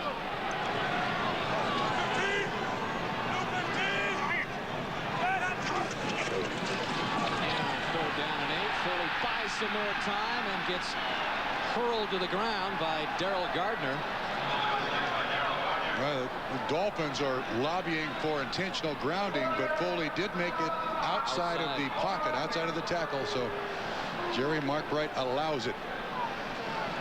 Gardner is right here, this big rookie that Jimmy Johnson drafted, and a lot of people kind of raised their eyebrows. Jimmy Johnson believes is going to be one of those big butts you're looking for up there in the middle of your defensive line, and eventually is going to be a heck of a run stopper and a great player. Not a good start at all for the Jets in the second half. Johnson's punt taken by McDuffie, shakes a couple of Jet defenders and is still on his feet, fumbles the ball, and it bounces up right to him. And Miami has excellent field position at the 32 or 33, although a flag has come in after the 18-yard return by McDuffie. 42-yard punt by Hanson. That's against the kicking team. Ineligible receiver downfield on the kick. Number 59. Kicking team. Penalty is declined. First down. So official timeout on the field. Miami with good field position at the Jet 33. Welcome back. Miami with a 1st and 10 after McDuffie was able to recover his own fumble, which was stripped by Fred Baxter. They trailed 14-7. Good play action by Marino. Heading for the end zone, and a good catch by Barnett for the touchdown. What a throw. Delivered on the money to Barnett, 33 yards. Now the beauty of this, you're going to see the catch take place up here at the top of the screen, but watch, Barnett is covered. I mean, there's a man inside, there's a man outside, but Marino with just the right arc on that football. That is vintage Dan Marino. Right, he threaded it around Coleman and Zolmal, who were with Barnett. But Barnett's got his 3rd touchdown of the season, and the Miami Dolphins have tied it up in a hurry. Let me tell you another thing about this pass. This is an important pass because I have noticed watching Miami on tape that Marino has not been throwing to covered receivers. And when the Marx brothers were there, here's Barnett running a pattern. When the Marx brothers were there, Clayton and Duper, he used to throw to covered receivers all the time. He has faith that Barnett will get by these guys, puts it right on the money. Neither defender can do anything. That is a huge step on the positive side for Fred Barnett and Dan Marino and their sense of understanding what each other is doing. This guy is going to be a major contributor to the Dolphins next year, and He never ceases to amaze me, number 13. He just has that sense of how much arc to put on it and what receivers to have faith in. And look at that winning percentage with him.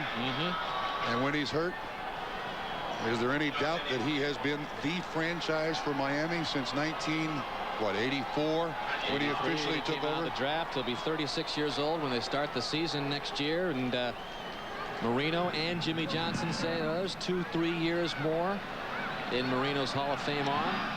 They hope to get him a Super Bowl championship before his career is all said and done. Alex Van Dyke breaks one out for the Jets. Good return of the Nedney kickoff, 28 yards.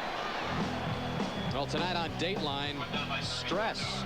We all know it. We all feel it. The pressures of everyday life can drive you over the edge. But if you're stressed out, don't panic. Help is on the way. Dateline has the latest ways to cope tonight on an all-new Dateline NBC. And that man there is, I guess, experiencing some stress all season long.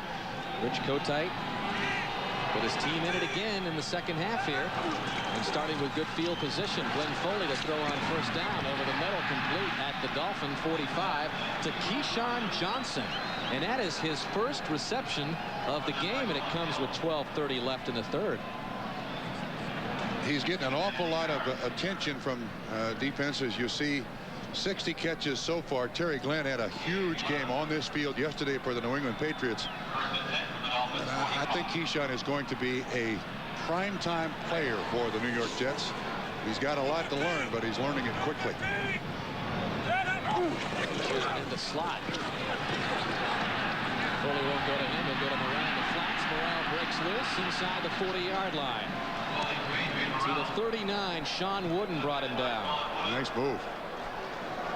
And Wooden had his hands full out there, trying to make a one-on-one tackle against Morrell. Again, 71 catches last year. It wasn't really the feature back. And this year he is the feature back. He kind of taking a look at himself on the Jumbotron here in Giant Stadium. How do I look? Well, there's how the rest of the scores around the NFL look to the moment. Steelers go back over the Panthers. Looking for the first down marker, has it. Finally brought down at the 33-yard line.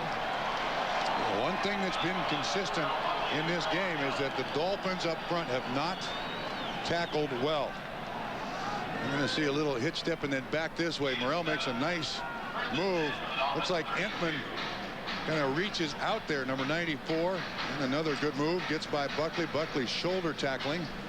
I mean, there is this overwhelming sense of a player in the last game of the season. I don't want to end this game with surgery impending following the season, so they kind of protect themselves a little bit. First down, Keyshawn Johnson, second catch of the game, good for another Jet first down to the 11. 20-yard gain by Keyshawn Johnson, who has already set Jet rookie records in receiving yards and 8 receiving touchdowns. Sean Hill was the man in coverage. Just a little shallow cross again, and I think throughout his career this is going to be the role that Keyshawn is going to have to play. Catch the ball on the inside and then the stuff down the sideline. Such a big, long, lanky, strong-handed receiver. Very confident. #1 pick of the Jets this season with just 2 catches today as Morrell gets the carry. Yeah, Keyshawn's going to have some company next year, isn't he? Jets are going to get the #1 pick in the draft again. 2 years in a row. And very likable young man. Matter of fact, he has a group of kids, underprivileged kids, called Keys Kids, that he brings to the game every weekend. And yesterday he had a big Christmas party for them at a restaurant in Manhattan. It's hard to get mad at that young man. Yeah, he's a refreshing man to talk to. Definitely seems like he has an idea where he wants his career to go. He'd like to turn around the Jets. Richie Anderson out of the backfield, incomplete. That'll bring up third down. Yeah, we asked Keyshawn Johnson as we take a look first of all at the first pick again. First pick 2 years in a row. The Jets get it again for 97. Cincinnati Had it a couple years in a row, a couple years ago. Yeah, they had Cincinnati took Dan Wilkinson, then Kajana Carter, and Tampa Bay took in '76 Leroy Soman, then Ricky Bell, and then Bo Jackson and Vinny Testaverde on succeeding years. So good talent there. Jets 3 of 8 on third down. They need 9 on this one. And that was Kyle Brady who come up with a touchdown there. Sean Wooden nearly picked it off. That is Kyle Brady's first touchdown of the season. That astounds me. Wooden gambled and lost that one.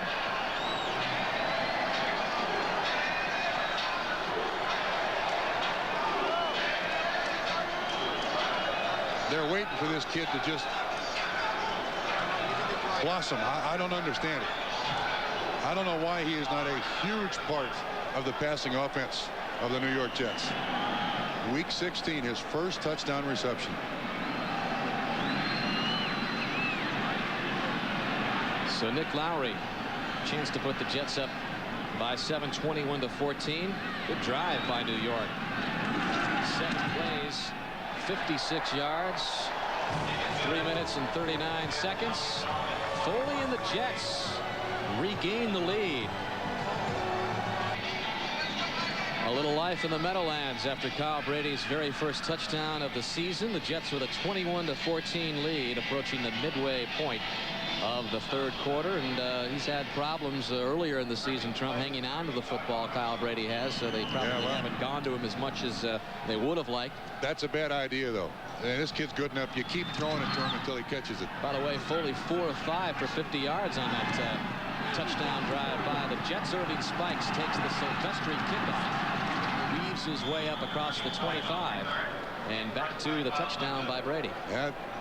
The Dolphins are going to run a zone blitz. This is Trace Armstrong. He drops out. We got blitzes coming. Here's Sean Wooden, who eventually is going to try to get over there and knock the ball away. But the timing is just watch 93 drop out. He's supposed to be underneath Kyle Brady. Doesn't get out there. Wooden tries for the interception. Brady catches it for the score. Again, a guy of his talent. You get him out there morning, noon, and night. You get the jugs gun on him. You make sure this kid catches everything. 9th player picked overall in the draft last year. And the Dolphins begin this series by handing it to Abdul-Jabbar, and he begins by ripping off a good chunk of yardage against the Jets. Eric Zolmal, while he forced Abdul-Jabbar out of bounds earlier in the game. A highlight, Abdul-Jabbar going over the 1,000-yard mark for the first time in 18 years for the Dolphins. He has that one thing that you can't coach, and that's speed. This young man can get to the corner in a hurry and is willing to carry it every time you call his number. 15 carries and 61 yards for Abdul-Jabbar. By the way, his rushing attempts this season was also a new team record, surpassing Delvin Williams' mark back in '78. Flag is down. Abdul-Jabbar spins his way for an apparent first down and 2nd and short.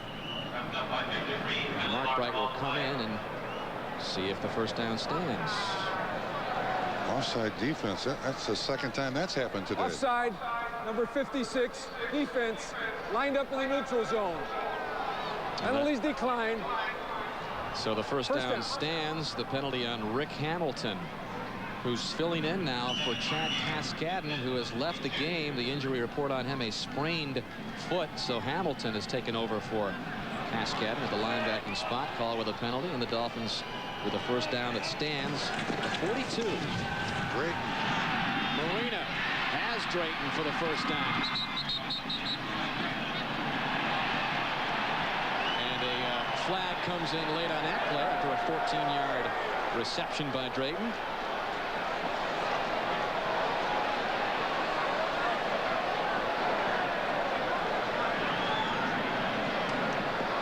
Personal foul, unnecessary roughness, number 21, defense, late hit out of bounds, 15-yard penalty, first down. Victor Green called for the penalty, and the penalty yards really mounting up against the Jets now. Yeah, he's in the man in coverage, so he can't get there in coverage, and he makes the...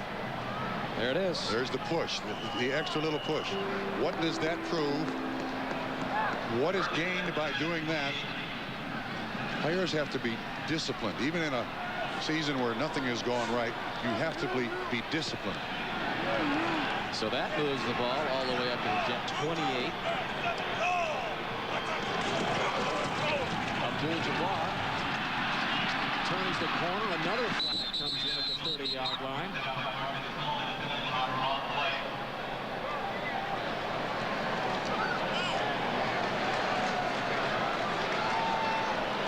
Holding number 36, offense, 10-yard penalty, first down. Good news for the Jets. That's not on them. It's on Stanley Pritchett.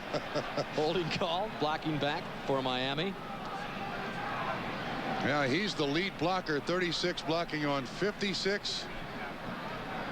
I don't know. What's the matter with that? I can't tell what happened there. It certainly looked like a pancake to me, but the penalty stands. And a look at the penalty yards mounting up for both teams. Pritchett, another rookie back there in the backfield for Jimmy Johnson, 4th-round pick. South Carolina.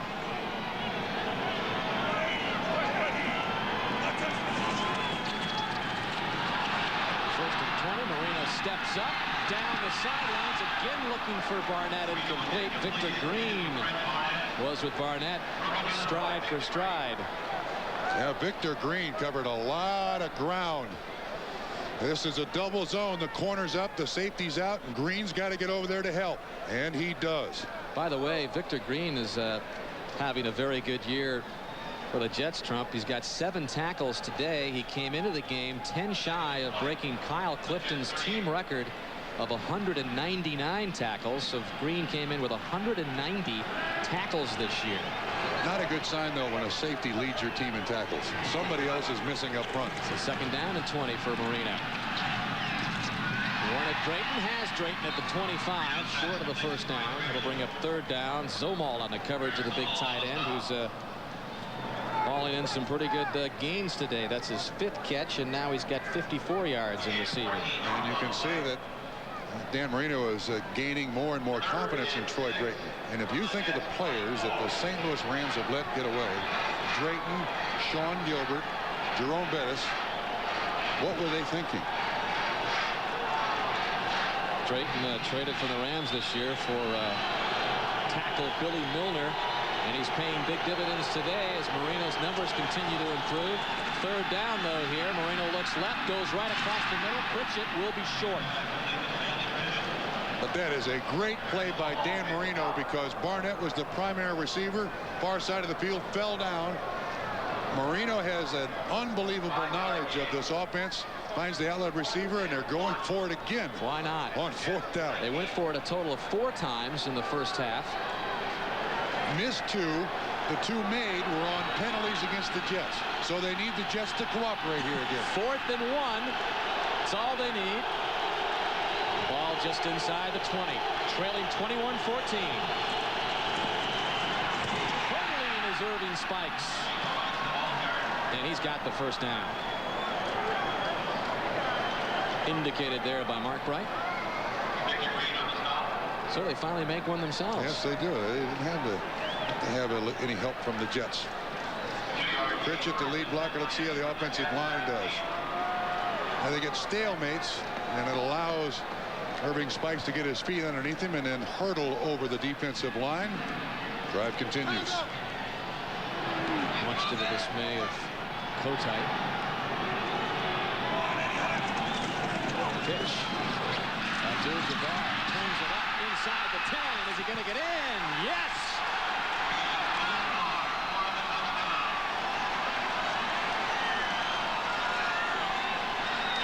$17 yards on that nice scamper by Abdul-Jabbar. Puts Johnson and the Dolphins again in a chance to tie it up with 5:15 left in the 3rd. His 11th rushing touchdown of the year, and he should walk right over to O.J. McDuffie. O.J. McDuffie had a great crack block on that sweep right.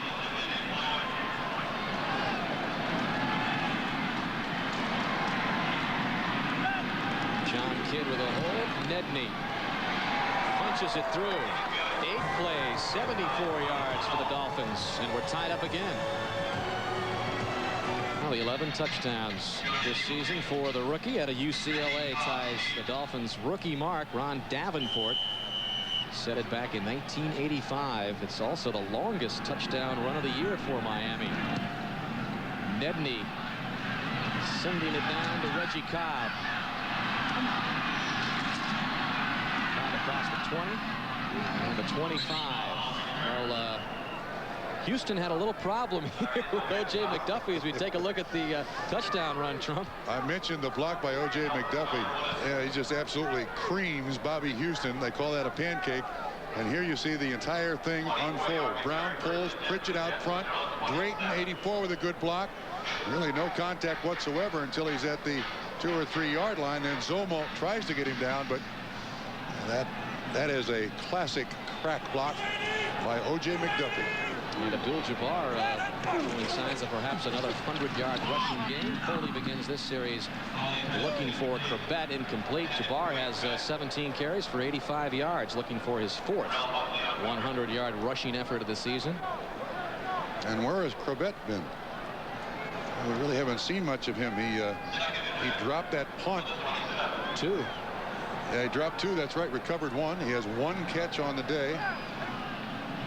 For a guy with 81 catches on the season, you might think he'd be in the mix a little more, but 2nd down and 10. On their own, 27. Good drop by Foley, and juggling it before losing it is Tyrone Davis, the backup tight end to Brady. Well, everything was as planned. Foley reads the blitz properly. So does Davis. Throw is made. Catch not made.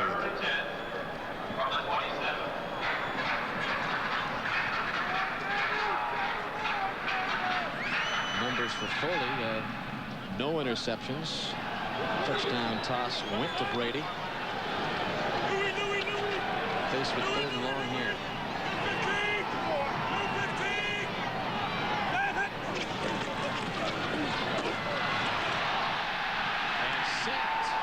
Guess who? Trace Armstrong is 2nd of the game, 12th on the season. And that is a career high sack total for Armstrong now in his 8th year. Top of the screen, Armstrong just gets around the offensive tackle. Mala wants to see Burton 75 in there to put pressure to help out if Trace Armstrong doesn't make the sack, but he does. 6.5 sacks in the last 3 games now for Armstrong, with a career high now sack total at 12. And that backs Hanson up at his goal line. This is a low liner. O.J. McDuffie fields it on a hop at the 38. He'll go out of bounds at the 47. So Miami with excellent field position again after the 12-yard return and 48-yard punt. A flag has been thrown back at the 5-yard line. 15-yard return. The Dolphins holding on the Jets. The holding number 84 kicking team, half the distance to the goal, and it will still be 4th down. Miami was coming after that punt. They were going to try to block that one, so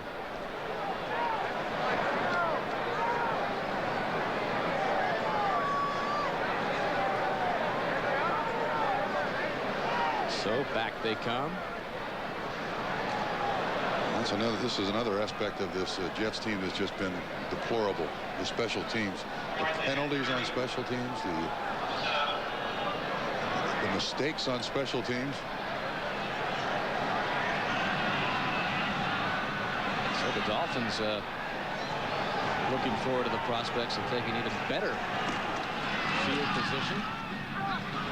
Not a good kick by Hanson. Fair catch at the 42-yard line. So instead of the 46, they'll get it at the 42 after the 34-yard punt.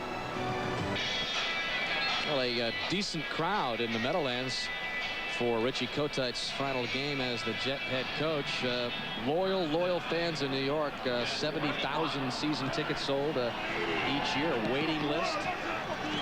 even with the dismal 3-13 and 1-14 seasons back-to-back turned in by Kotite, as Abdul-Jabbar takes the carry for Miami, brought down by Marvin Jones. Yeah, I'm guessing New York football fans, they come to Giant Stadium to see the Giants and the Jets out of habit on seasons like the Giants have had and the Jets have had. It's just, that's what we do on Sunday. We go see, in the fall, early winter, we go see professional football.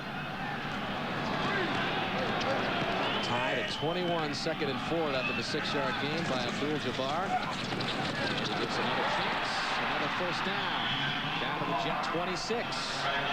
Rick Hamilton. Like all great running backs, the more you give him the ball, the bigger threat he is. Good down block by Drayton. Pritchett with a nice lead block.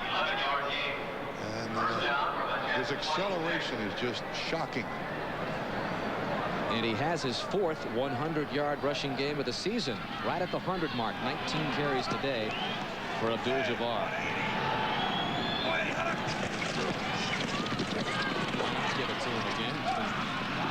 Getting some good games just inside the 20. Bobby Hamilton on the stop. And, you know, when you look back at Abdul-Jabbar gaining 1,000 yards, first time in 18 years the Dolphins have achieved that. Even though the running game isn't exactly where Jimmy Johnson wants it, that's a sign of the Johnson takeover in this regime. He's going to run the football, and a lot of the Dolphin fans have been a little impatient when he's stayed with the running game. He doesn't care. He does not care. I mean, I think Jimmy understands completely that when they went big time, all of those fans have said, he's nuts. Why is he doing that? We'll say, hey, Jimmy, I was with you all the way, man. Drayton. Out of his reach. Yeah, the thing about Jimmy Johnson and the Miami Dolphins, I think he understood completely. Remember, this guy replaced Tom Landry in Miami, in Dallas, and he replaces Don Shula now in Miami. He knew that no matter what he did, he was going to be questioned by someone. But Johnson has his plan, his idea. He's the draft. He's all personnel moves. He's going to make any adjustment that he wants, offensively and defensively. And if they don't like it, they'll fire him, but he's not going to listen to criticism. 3rd down and 4. Remember, this drive began at the Jet 41. There's a shovel there to Parmalee. And that'll be an incomplete pass. Just a little dink within 5 yards away was Parmalee from Marino. That'll bring up 4th down, and you know. Will Miami go for it? They send the kicker out. This is a hard pass not to catch. What did Parmalee do here? Took his eyes off it, turned upfield too quickly. So this time Jimmy Johnson elects to attempt what will be a 38-yard field goal for Joe Nedney, who has been the NFL's most erratic field goal kicker this year. Just 17 of 28. Hold is good, and the kick is good. So Nedney hits from 38 yards out, and Miami regains the lead 24-21. Let's get another scoring update from Greg Gumbel. Ball team I've been around. They have no business with their injuries being in a situation where they can be in the playoffs. You know, here in the New York area, when a lot of the fans and even Kotite mentioned the tough year in injuries, all you have to do is take a look at the Indianapolis Colts, who have outdone anybody in the injury department in the NFL and still alive for a playoff. But frankly, Kotite has not used injuries as an excuse. Could have, chose not to. But, I mean, you got to put a separate page for the Indianapolis Colts and their success this season, even with the injuries. 2:14 left in the 3rd quarter. Nedney, who just gave the Dolphins a 3-point lead. And Reggie Cobb will down it, and that's what Nedney has done so well in the NFL. He leads the AFC with 18 touchbacks. That's his 19th touchback of the season. As we remind you that next Saturday at 4 o'clock Eastern Time, it's The Wonders of Rome. It's an encore presentation of the award-winning film that looks back at 5 of the most famous Olympians of all time. Included in that list, Muhammad Ali, Wilma Rudolph, Rayford Johnson, Jerry West, and Oscar Robinson. You really should try to catch this if you missed it during our Olympic coverage. The Wonders of Rome next Saturday at 4 o'clock Eastern Time, right here on NBC. From the 20, the Jets begin with another 1st and 10. Foley to Morrell. Gain of 2.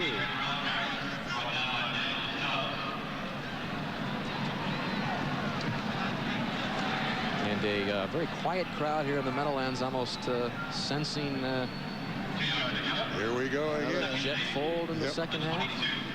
Yep. Here we go again.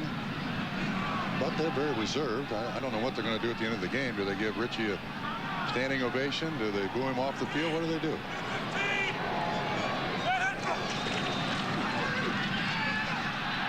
Foley will go down again, and this time it's number 96, Daniel Stubbs, who brings him down. The penalty markers flew in all around the apparent sack.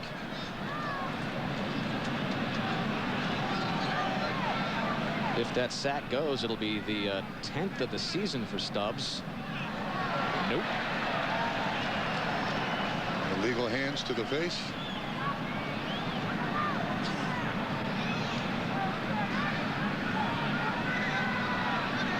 Illegal hands to the face. Number 95, defense. 5-yard penalty. Automatic first down. Tim Bowens. Another first-round pick. You don't call his name very often in a Miami Dolphins game. You know that? I mean, Jimmy Johnson is happy with his performance. There's Bowens right there. Did, no question, got his hand up in the face of Matt O'Dwyer. But Bowens' name just doesn't come up. I mean, if we called his name before that. Wow. 94 NFL Defensive Rookie of the Year, #1 pick a couple of years ago. So the Jets get the first down. Foley going deep down the sidelines for Corbett. Wooden and Buckley running with it. 2nd down and 10. Interesting, we talked to Corbett, and I said, what are you going to do in the offseason? He says, get away, far away. And he wouldn't tell us where. No, he didn't want any newspapers, nobody from the press. Leave me alone. Richie Kotite described Wayne Corbett as the glue of the football Yeah, isn't team. that something? That's if this team is still together. Yeah. He's the glue of the team.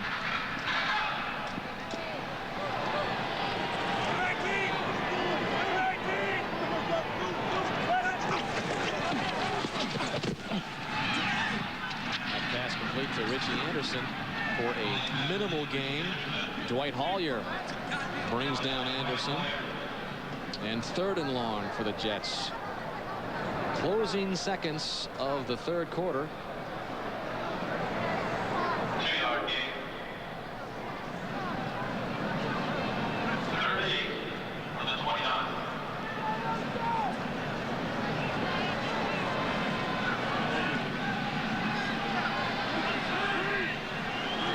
Call it 8 yards now on 3rd down.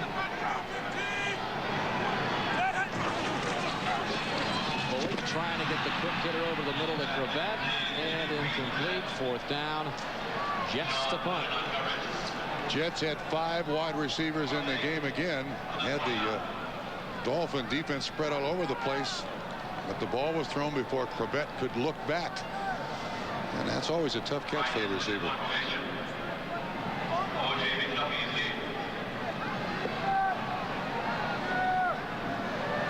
So Brian Hansen on to punt.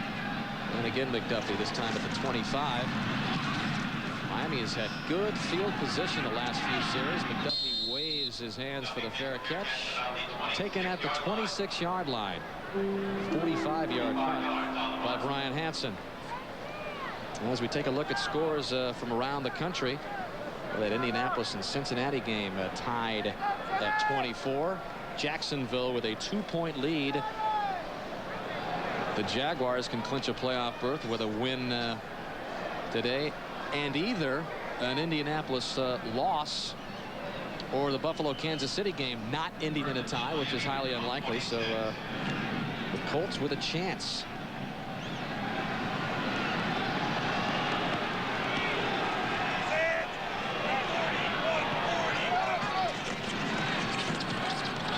Abdul-Jabbar, who has been the mainstay of the Miami offense, the workhorse in the 3rd quarter.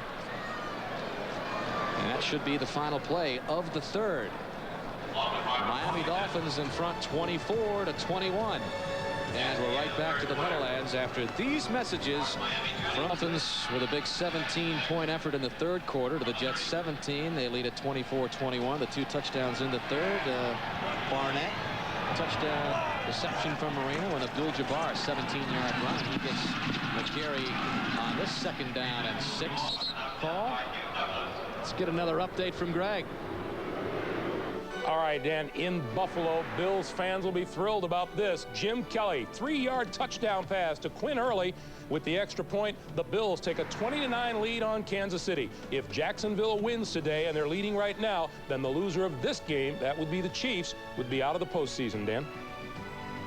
All right, thank you, Greg. So the only way both Buffalo and Kansas City can go to the playoffs is if Jacksonville loses.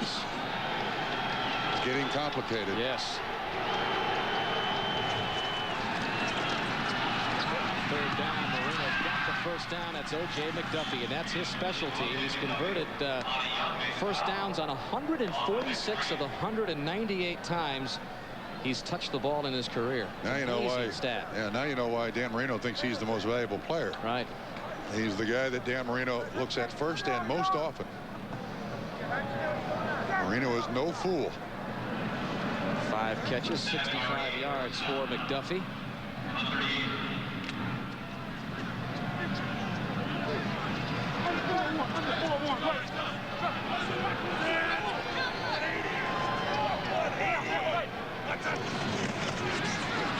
Irving Spikes gets a turn. Spikes close to midfield. Up to the 44.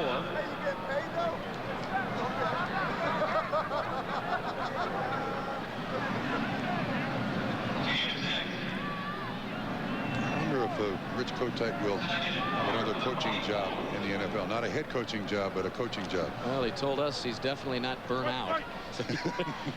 He sarcastically told us that yesterday morning.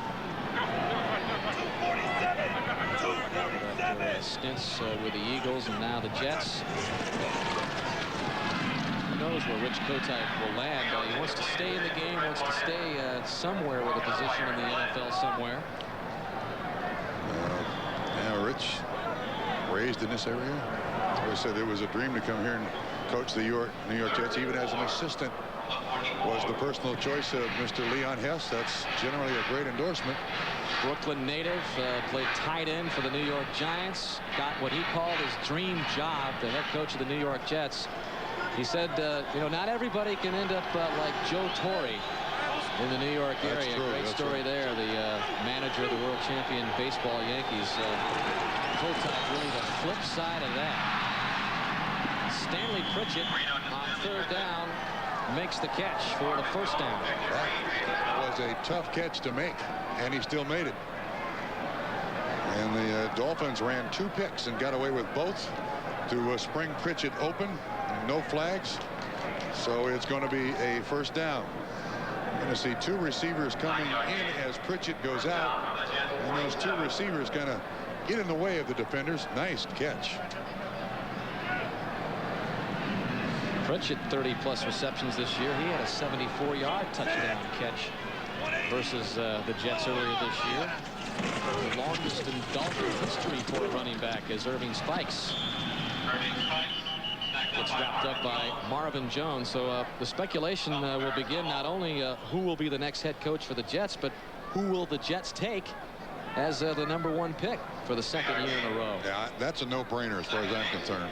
Who is it? Well, I've seen Orlando Pace play, the offensive left tackle of the Ohio State Buckeyes. And even though he announced, I'm staying at Ohio State for 1 more year, that's not official yet. And if he's eligible, he is the only pick. If you got the 1st pick in the draft. I mean, he's your offensive left tackle for the next 12 or 15 years. Reno, and it was McDuffie who couldn't hang on. Coleman almost had an interception. Let's get another scoring update from Greg. Hey, Dan, that's all they're doing in Cincinnati today. Jeff Blake, his 3rd touchdown pass of the afternoon. This one good for 8 yards to Tony McGee. It breaks a tie, puts the Bengals on top 31-24. Coming up on 4 minutes to play in the game, Dan. Bengals win there, they'd be 7-2 under Bruce Coslett. Didn't he used to coach here?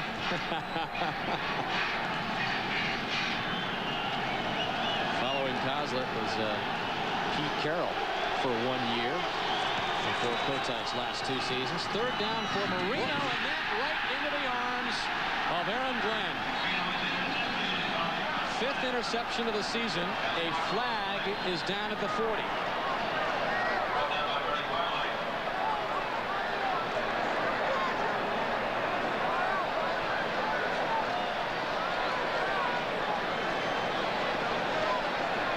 Holding, number 31, defense. 5-yard penalty, automatic first down. Just when you think we've seen it all, another penalty delivers a devastating blow to the Jets. Yeah, well, Aaron Glenn is an aggressive corner. He likes a lot of contact. He's not the biggest of corners. And so the more bumps he can come up with, it's at the right there in the middle. Oh, he grabbed his jersey. There's no question about that. Aaron Glenn can't complain a whole bunch. Now, if this team is 14-1, Aaron Glenn doesn't do that. At 1-14, you do that. Hope you get away with it.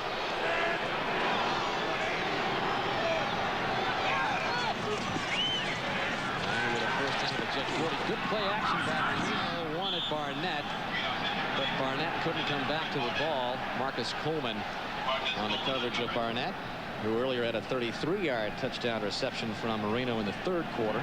Yeah, we watched the Giants in New England play here in Giant Stadium yesterday. The turf appeared to be very slippery. It was again today, which is unusual for AstroTurf. This is relatively new AstroTurf. That was the 40th pass by Marino. He's 19 of 40, 212 yards and a couple of touchdowns.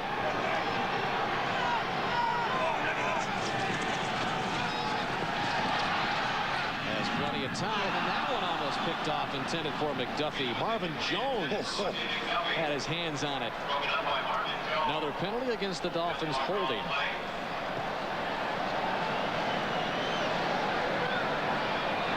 Holding, number 77, offense. 10-yard penalty, 2nd down. Jeff Bucky, 7th-round pick out of Stanford. Someone should remind these players that when there is a penalty, it does stop the clock. Bucky is playing guard. He's normally a tackle, but he's in at guard. Keith Sims is out of the lineup. Kind of swung around Matt Brock a little bit, and they caught him. So the Dolphins backed up to midfield with a 2nd and 20.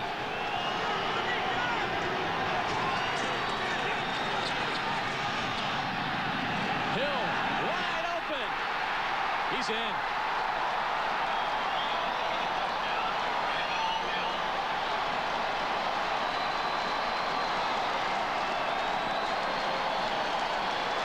Well, Marino has tried that sideline pattern more than a couple of times today, and finally it pays off. 50 yards to Randall Hill, his 3rd catch of the game.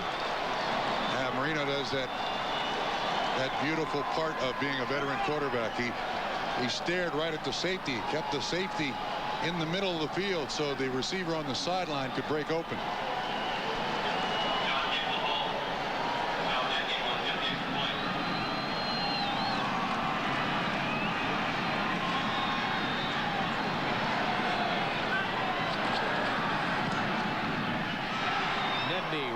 Through the middle on the point after, and the Dolphins beginning to pull away.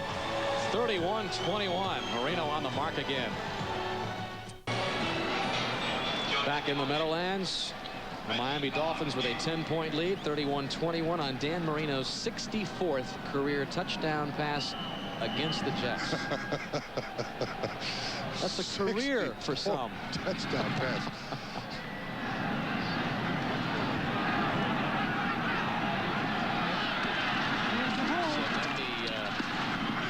Kick brought out to the 26-yard line. And we'll be right back with Miami in control. Only from Domino's, new garlic. Well, another reason of what makes Marino so good, Trump. That last touchdown, watch Marino. He keeps looking in the middle of the field. He's looking right down here. And what he does is he keeps Lonnie Young, the free safety, in the middle of the field. The last moment, looks to the outside, finds Randall Hill for a touchdown. Well, coaches hope you can teach that to a quarterback. Marino came to the game with that ability. Well, a quarterback change for the New York Jets as you look at Marino. Foley is through. Frank Reich has come on. Frank Reich took over in game 6 for the Jets after Neil O'Donnell was hurt in his first pass on the line to Webster Slaughter. But he's thrown 16 interceptions. In fact, 20 turnovers in the short stint by Frank Reich, a quarterback. Made Kotite go for the youngster Foley in a hurry. Doing him no favor by putting him in the latter stages of this game. 10:43 to go, final game of the season. I thought they liked Frank more than that. He's got the first down in his first pass. First handoff to Morrell, and another good chunk. So back-to-back first downs by the Jets, and they show some life here. 14-yard gain by Morrell before Dwight Hollier brings him down. And how do you account for that? I mean, quarterback change. The spark from Frank Reich, yeah. Well, it should have come weeks ago. Interesting to note, there's the final numbers for Glenn Foley. 10 of 26, 110, no interceptions, which is good. But Frank Reich has started 6 games this year for the Jets. That's the most starts in any season in his career. Trebek can't bring that one back.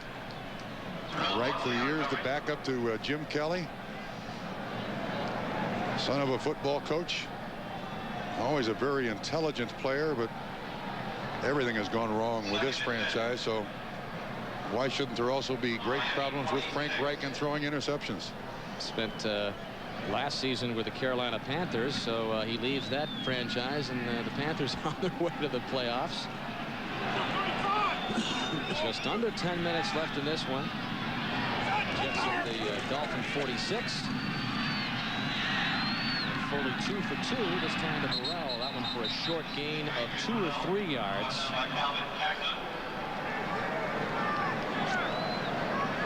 Well, it is a final at Rich Stadium in Buffalo. The Bills over the Kansas City Chiefs by a final of 20-9. So that means the Buffalo Bills in the playoffs. And the only way that the Kansas City Chiefs can make it to postseason is if Jacksonville loses. And at last look, the Jaguars had the lead on the Atlanta Falcons 19-17 with 5:39 to go. So if Jacksonville holds on, the Chiefs will be out of the playoffs for the first time in 6 seasons. So the Bills win the big one again. In Buffalo, again. Yeah, we did that Chief-Colt game last weekend. Yeah, I think when their starting quarterback got hurt, and the Chiefs had to rely on Steve Bono, really put him in a tough spot, because when Bono was taken out of the lineup, Bono was devastated, absolutely devastated. I mean, he had a 20-9 record as a starting quarterback for Kansas City, and they take him out. How quickly Kansas City has fallen, upset by the Colts in the first round of the playoffs last year. Big upset there, losing 10-7. And that one well over the head of Anderson. Flag comes in. It's going to be interference on the Jets. And obviously, if that's the case, it'll be declined. Pass interference, number 20, offense. Penalties decline. First down. Miami takes over on downs.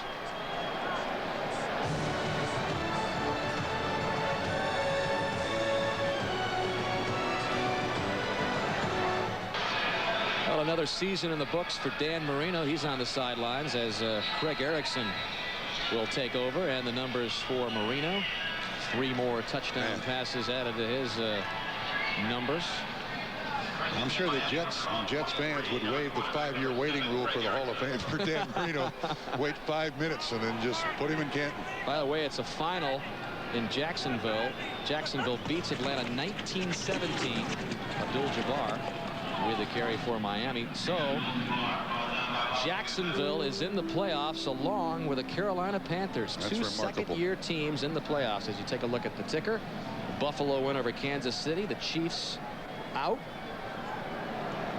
They had the longest consecutive playoff streak run at 6 years. That's over with. Green Bay all over the Vikings, who are in the playoffs already. Eagles also in the playoffs, beating Arizona. And Houston and Baltimore playing out the string. The Oilers get the win there. Interesting comments by Jimmy Johnson on Craig Erickson. Trump, he says, hey, we can get this thing done with Craig Erickson at the controls. Yeah, he said, I've known Craig Erickson since he was in high school. He loves being in South Florida. And of course, he most recently the most famous guy in the NFL for being replaced by Jim Harbaugh. He went up to Indianapolis to be the Colts savior, and Harbaugh just took it away from him and has never relinquished that spot. He goes down to Miami. Jimmy thinks he can revive his career. Yeah, he says down the road when Marino is through, Erickson can get it done for us. I think there are other quarterbacks out there that Jimmy Johnson You mentioned one in particular. I won't bring his name up. Oh, why not?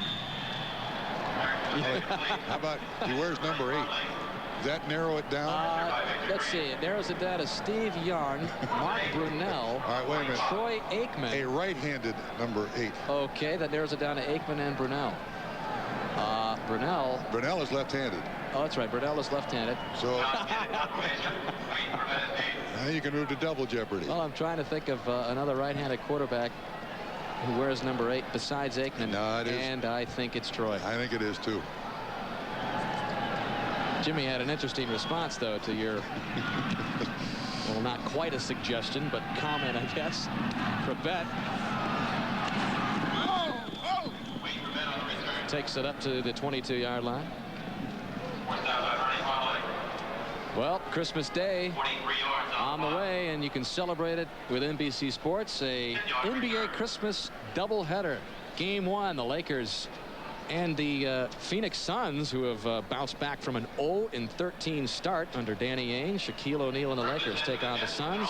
That begins at 6 o'clock Eastern time. And in the second game, boy, this is a good one. Detroit taking on the Chicago Bulls. Grant Hill and Michael Jordan battling it out. The second game of our NBA Christmas doubleheader. And you realize those 4 guys pictured right there, they could buy their own country.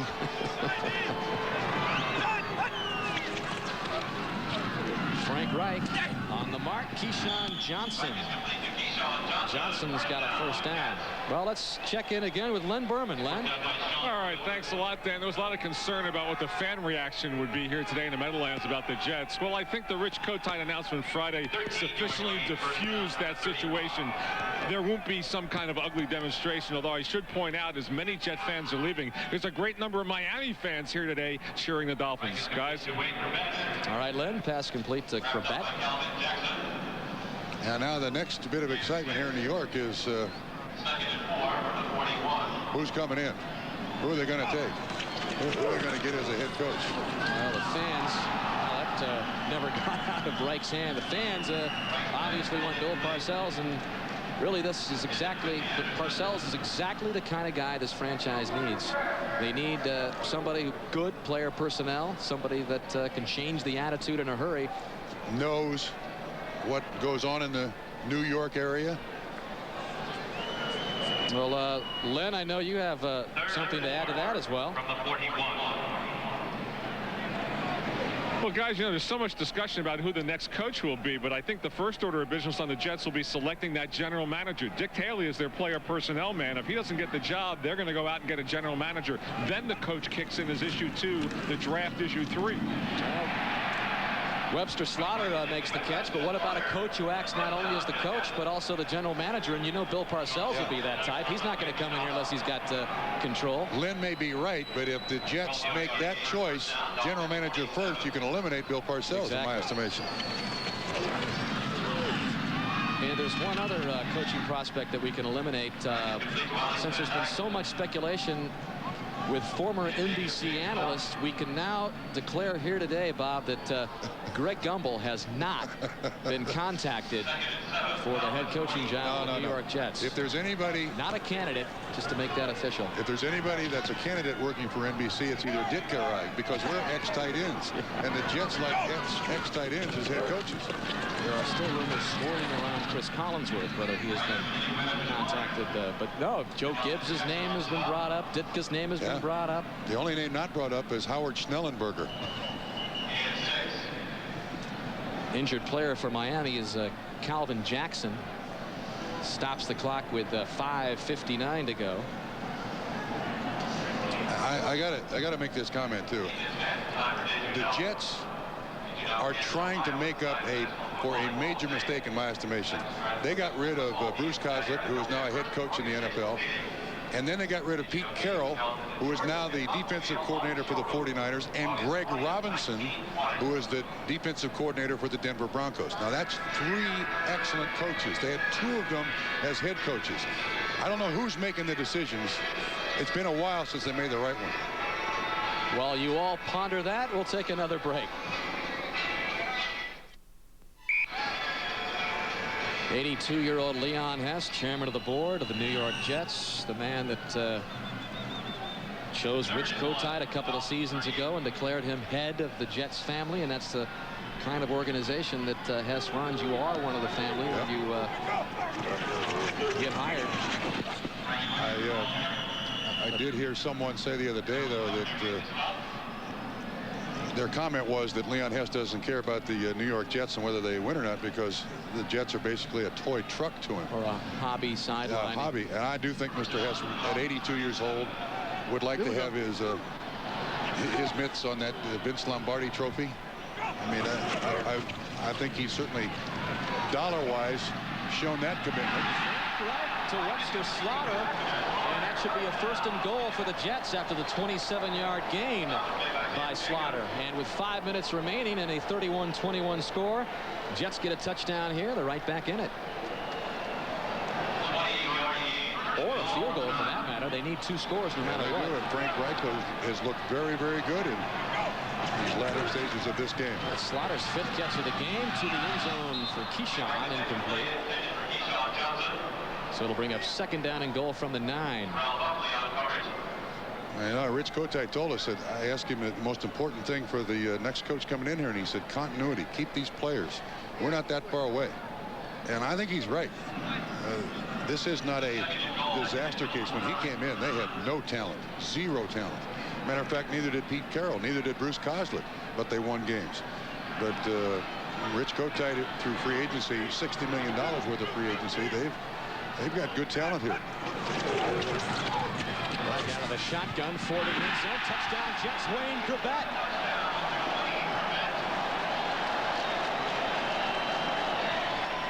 Need to find about 20 of that kid. Different sizes, different numbers, but find 20 Wayne Chrebets. You look at Wayne Chrebet, when you first meet him, you think he's an intern for the team. I mean, he's like, who is this guy? 3 catches, 29 yards for the former Hofstra Dutchman. And now the important point after. Well, look, Chrebet just gave the football to Richie Kotite. He did. How about that? Nice gesture. Nick Lowry to bring the Jets within 3 with 4:45 left. Watch from behind the offense. Reich with good protection, knows this offense, stands in there, always throwing the ball beautifully. Over Sean Wooden to Chrebet. Mr. Hess in his private box. He is happy, and this is a nice touch. Wayne Chrebet walks by head coach Rich Kotite. Kotite said, "You made the team 2 years ago."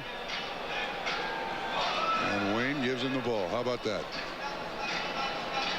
Yeah, when Kotite took over, Chrebet was the 13th wide receiver on the depth chart in camp. Worked his way up.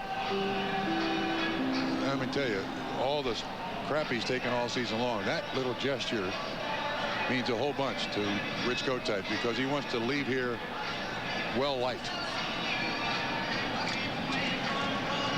So 4:45 left. Jets still with a chance.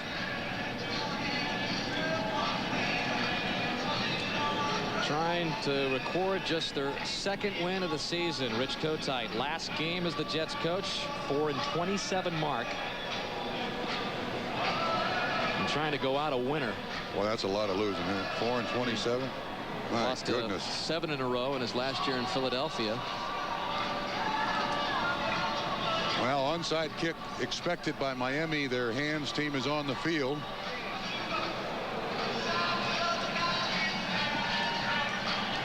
Silvestri tees it up.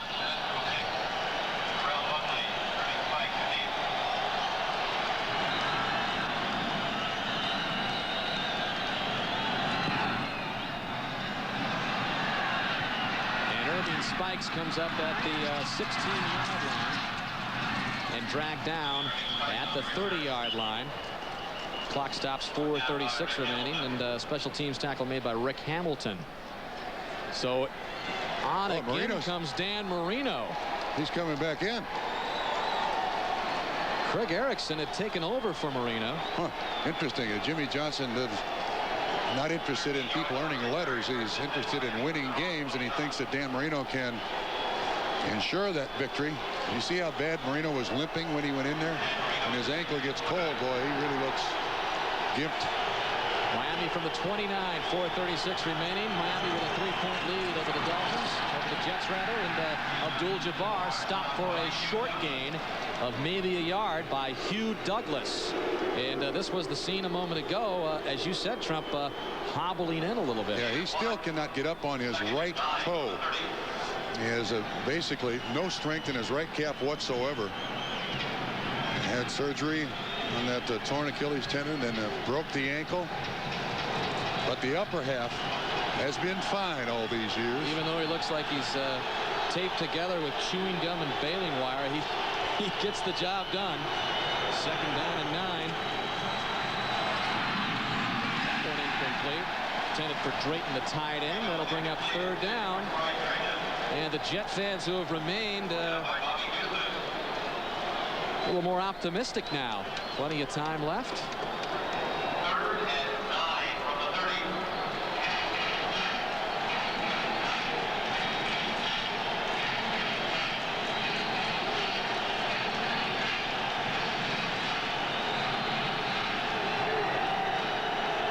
As enthusiastic as ever. Miami just 4 of 15 on third down conversions today. Marino buys that little bit of time, but he runs out in a hurry. Number 92, Bobby Hamilton, with a rare sack of Marino and Kotite. And the Jets call a timeout. And they do have a little bit to cheer about here in the Meadowlands. It could be interesting. One other final in the NFL to pass along. Carolina beats Pittsburgh 18-14. The Panthers are the NFC West Division champions. Isn't that amazing? 2 wins over San Francisco. They finished 12-4. Is that right? 12-4. Expansion's different than it used to be. Oh, I'll tell you, in 2 years you can get a team like that together and win a division title. John Kidd's punt, not very good. Jets are going to get decent field position at the 37-yard line with 3:41 left. Just a 35-yard punt by Kidd. And on again comes Frank Reich, who earlier took over for Glenn Foley. So now it's up to Reich to try to lead the Jets to Richie Kotite's victory, perhaps. And the Jets have, they just tantalize their fans, you know. They just.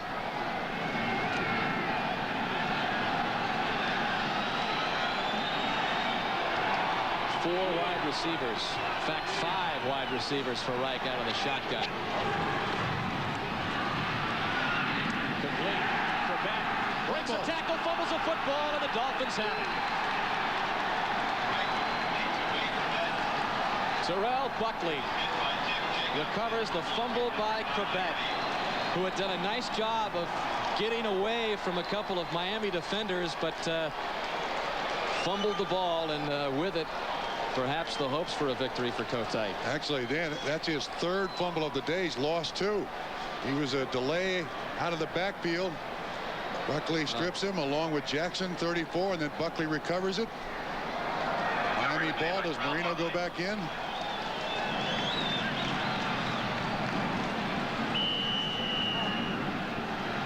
Third fumble today, 2 of them lost, 2 coming on his duty as a punt returner.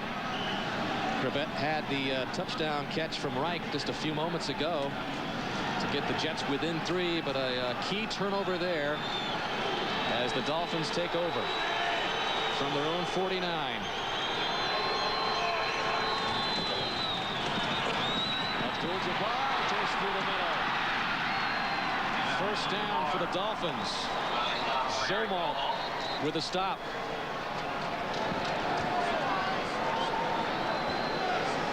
And a timeout called for the Jets. Speaking of timeouts, we're about to make it 0-4. So their last win at home in December 1991. They've lost 11 home games in a row. And if they lose, and it looks like they will, they'll be 0-8 this year at home.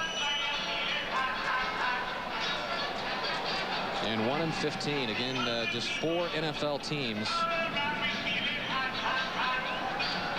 It would be the 5th NFL team with a 1-15 mark. And remember, it was the Jets who led at halftime 14-7. So for the 6th game this season, they've led the game going into the second half only to lose. Yeah. I mean, we can go on forever, forever. with these. You're right. It never ends. It's just the same old song for Kotite. Yeah, but you know, you mentioned 1-15. Jimmy Johnson was 1-15 at Dallas in '89 and turned it around. I don't know if there's another Jimmy Johnson out there. Well, Jimmy went 1-15 and then went 7-9, and Rich went 3-13 and backed up with an opponent 1-15 mark. Abdul-Jabbar.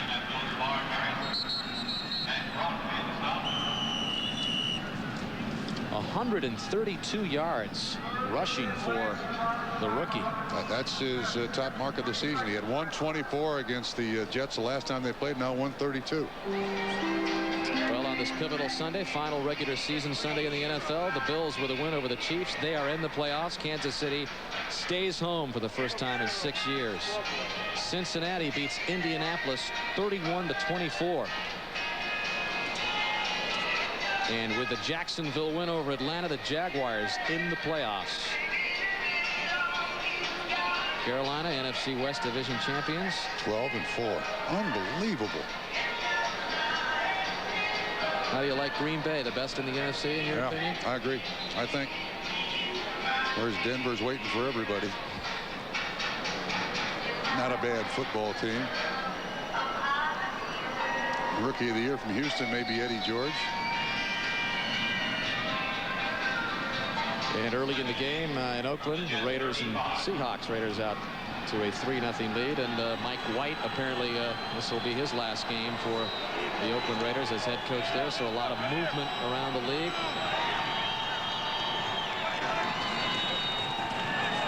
Abdul-Jabbar adding to his total. 3-14 and counting in the Jets and Dolphins 96 season. Looks like Miami will be able to avoid the first losing season in Miami since '88. They'll end the year at 8-8. You get the feeling that Jimmy Johnson can't wait to implement phase 2 of the plan in '97. Yeah, I said, read in the paper, he wants to see one of his boat floats. And then we start looking at talent for next year.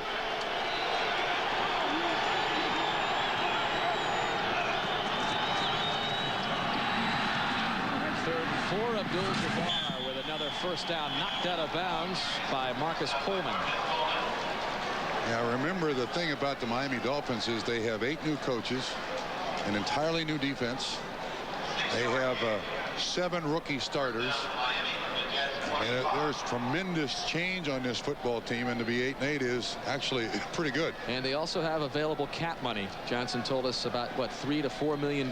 He trimmed some of the big contracts that he thought were in place, and he's got himself in place. Although he does believe in building a team in the draft, he wants to get those 1, 2, 3 free agents. Yeah, but 98, he's free and clear.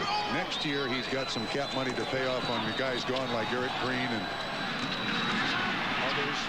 Abdul-Jabbar close to another first down. As we approach the 2-minute warning. You promise? Yes. 149 yards for Kareem Abdul-Jabbar. We've reached the 2-minute warning. 2 minutes left for Rich Kotite. Dolphins hanging on to the 3-point lead. 2-minute warning. And Miami second down and 3. Jabbar should have the first down. And that should be the game. And that should do it. Yeah, 1 first down inside 2 minutes. Jets have no timeouts.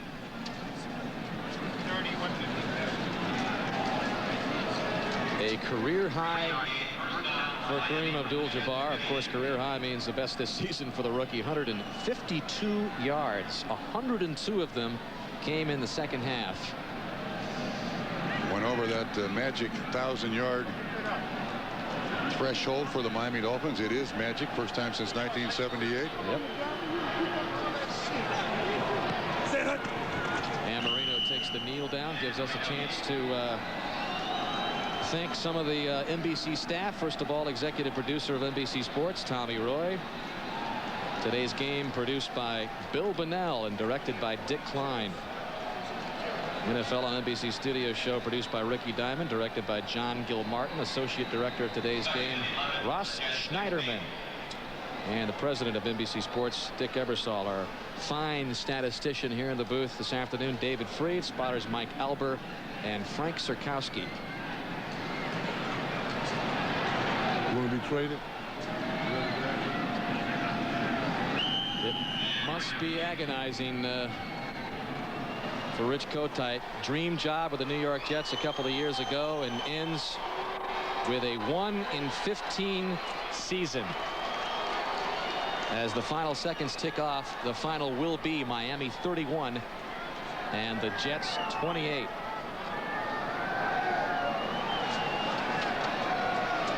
So the Dolphins think about next year with Jimmy Johnson, 8-8 for 96. Who knows what the future holds for Rich Kotite. We will be back after this. 31-28. Coming up next, don't miss the exciting conclusion of the Lexus Challenge by Raymond Floyd. Some of the biggest celebrities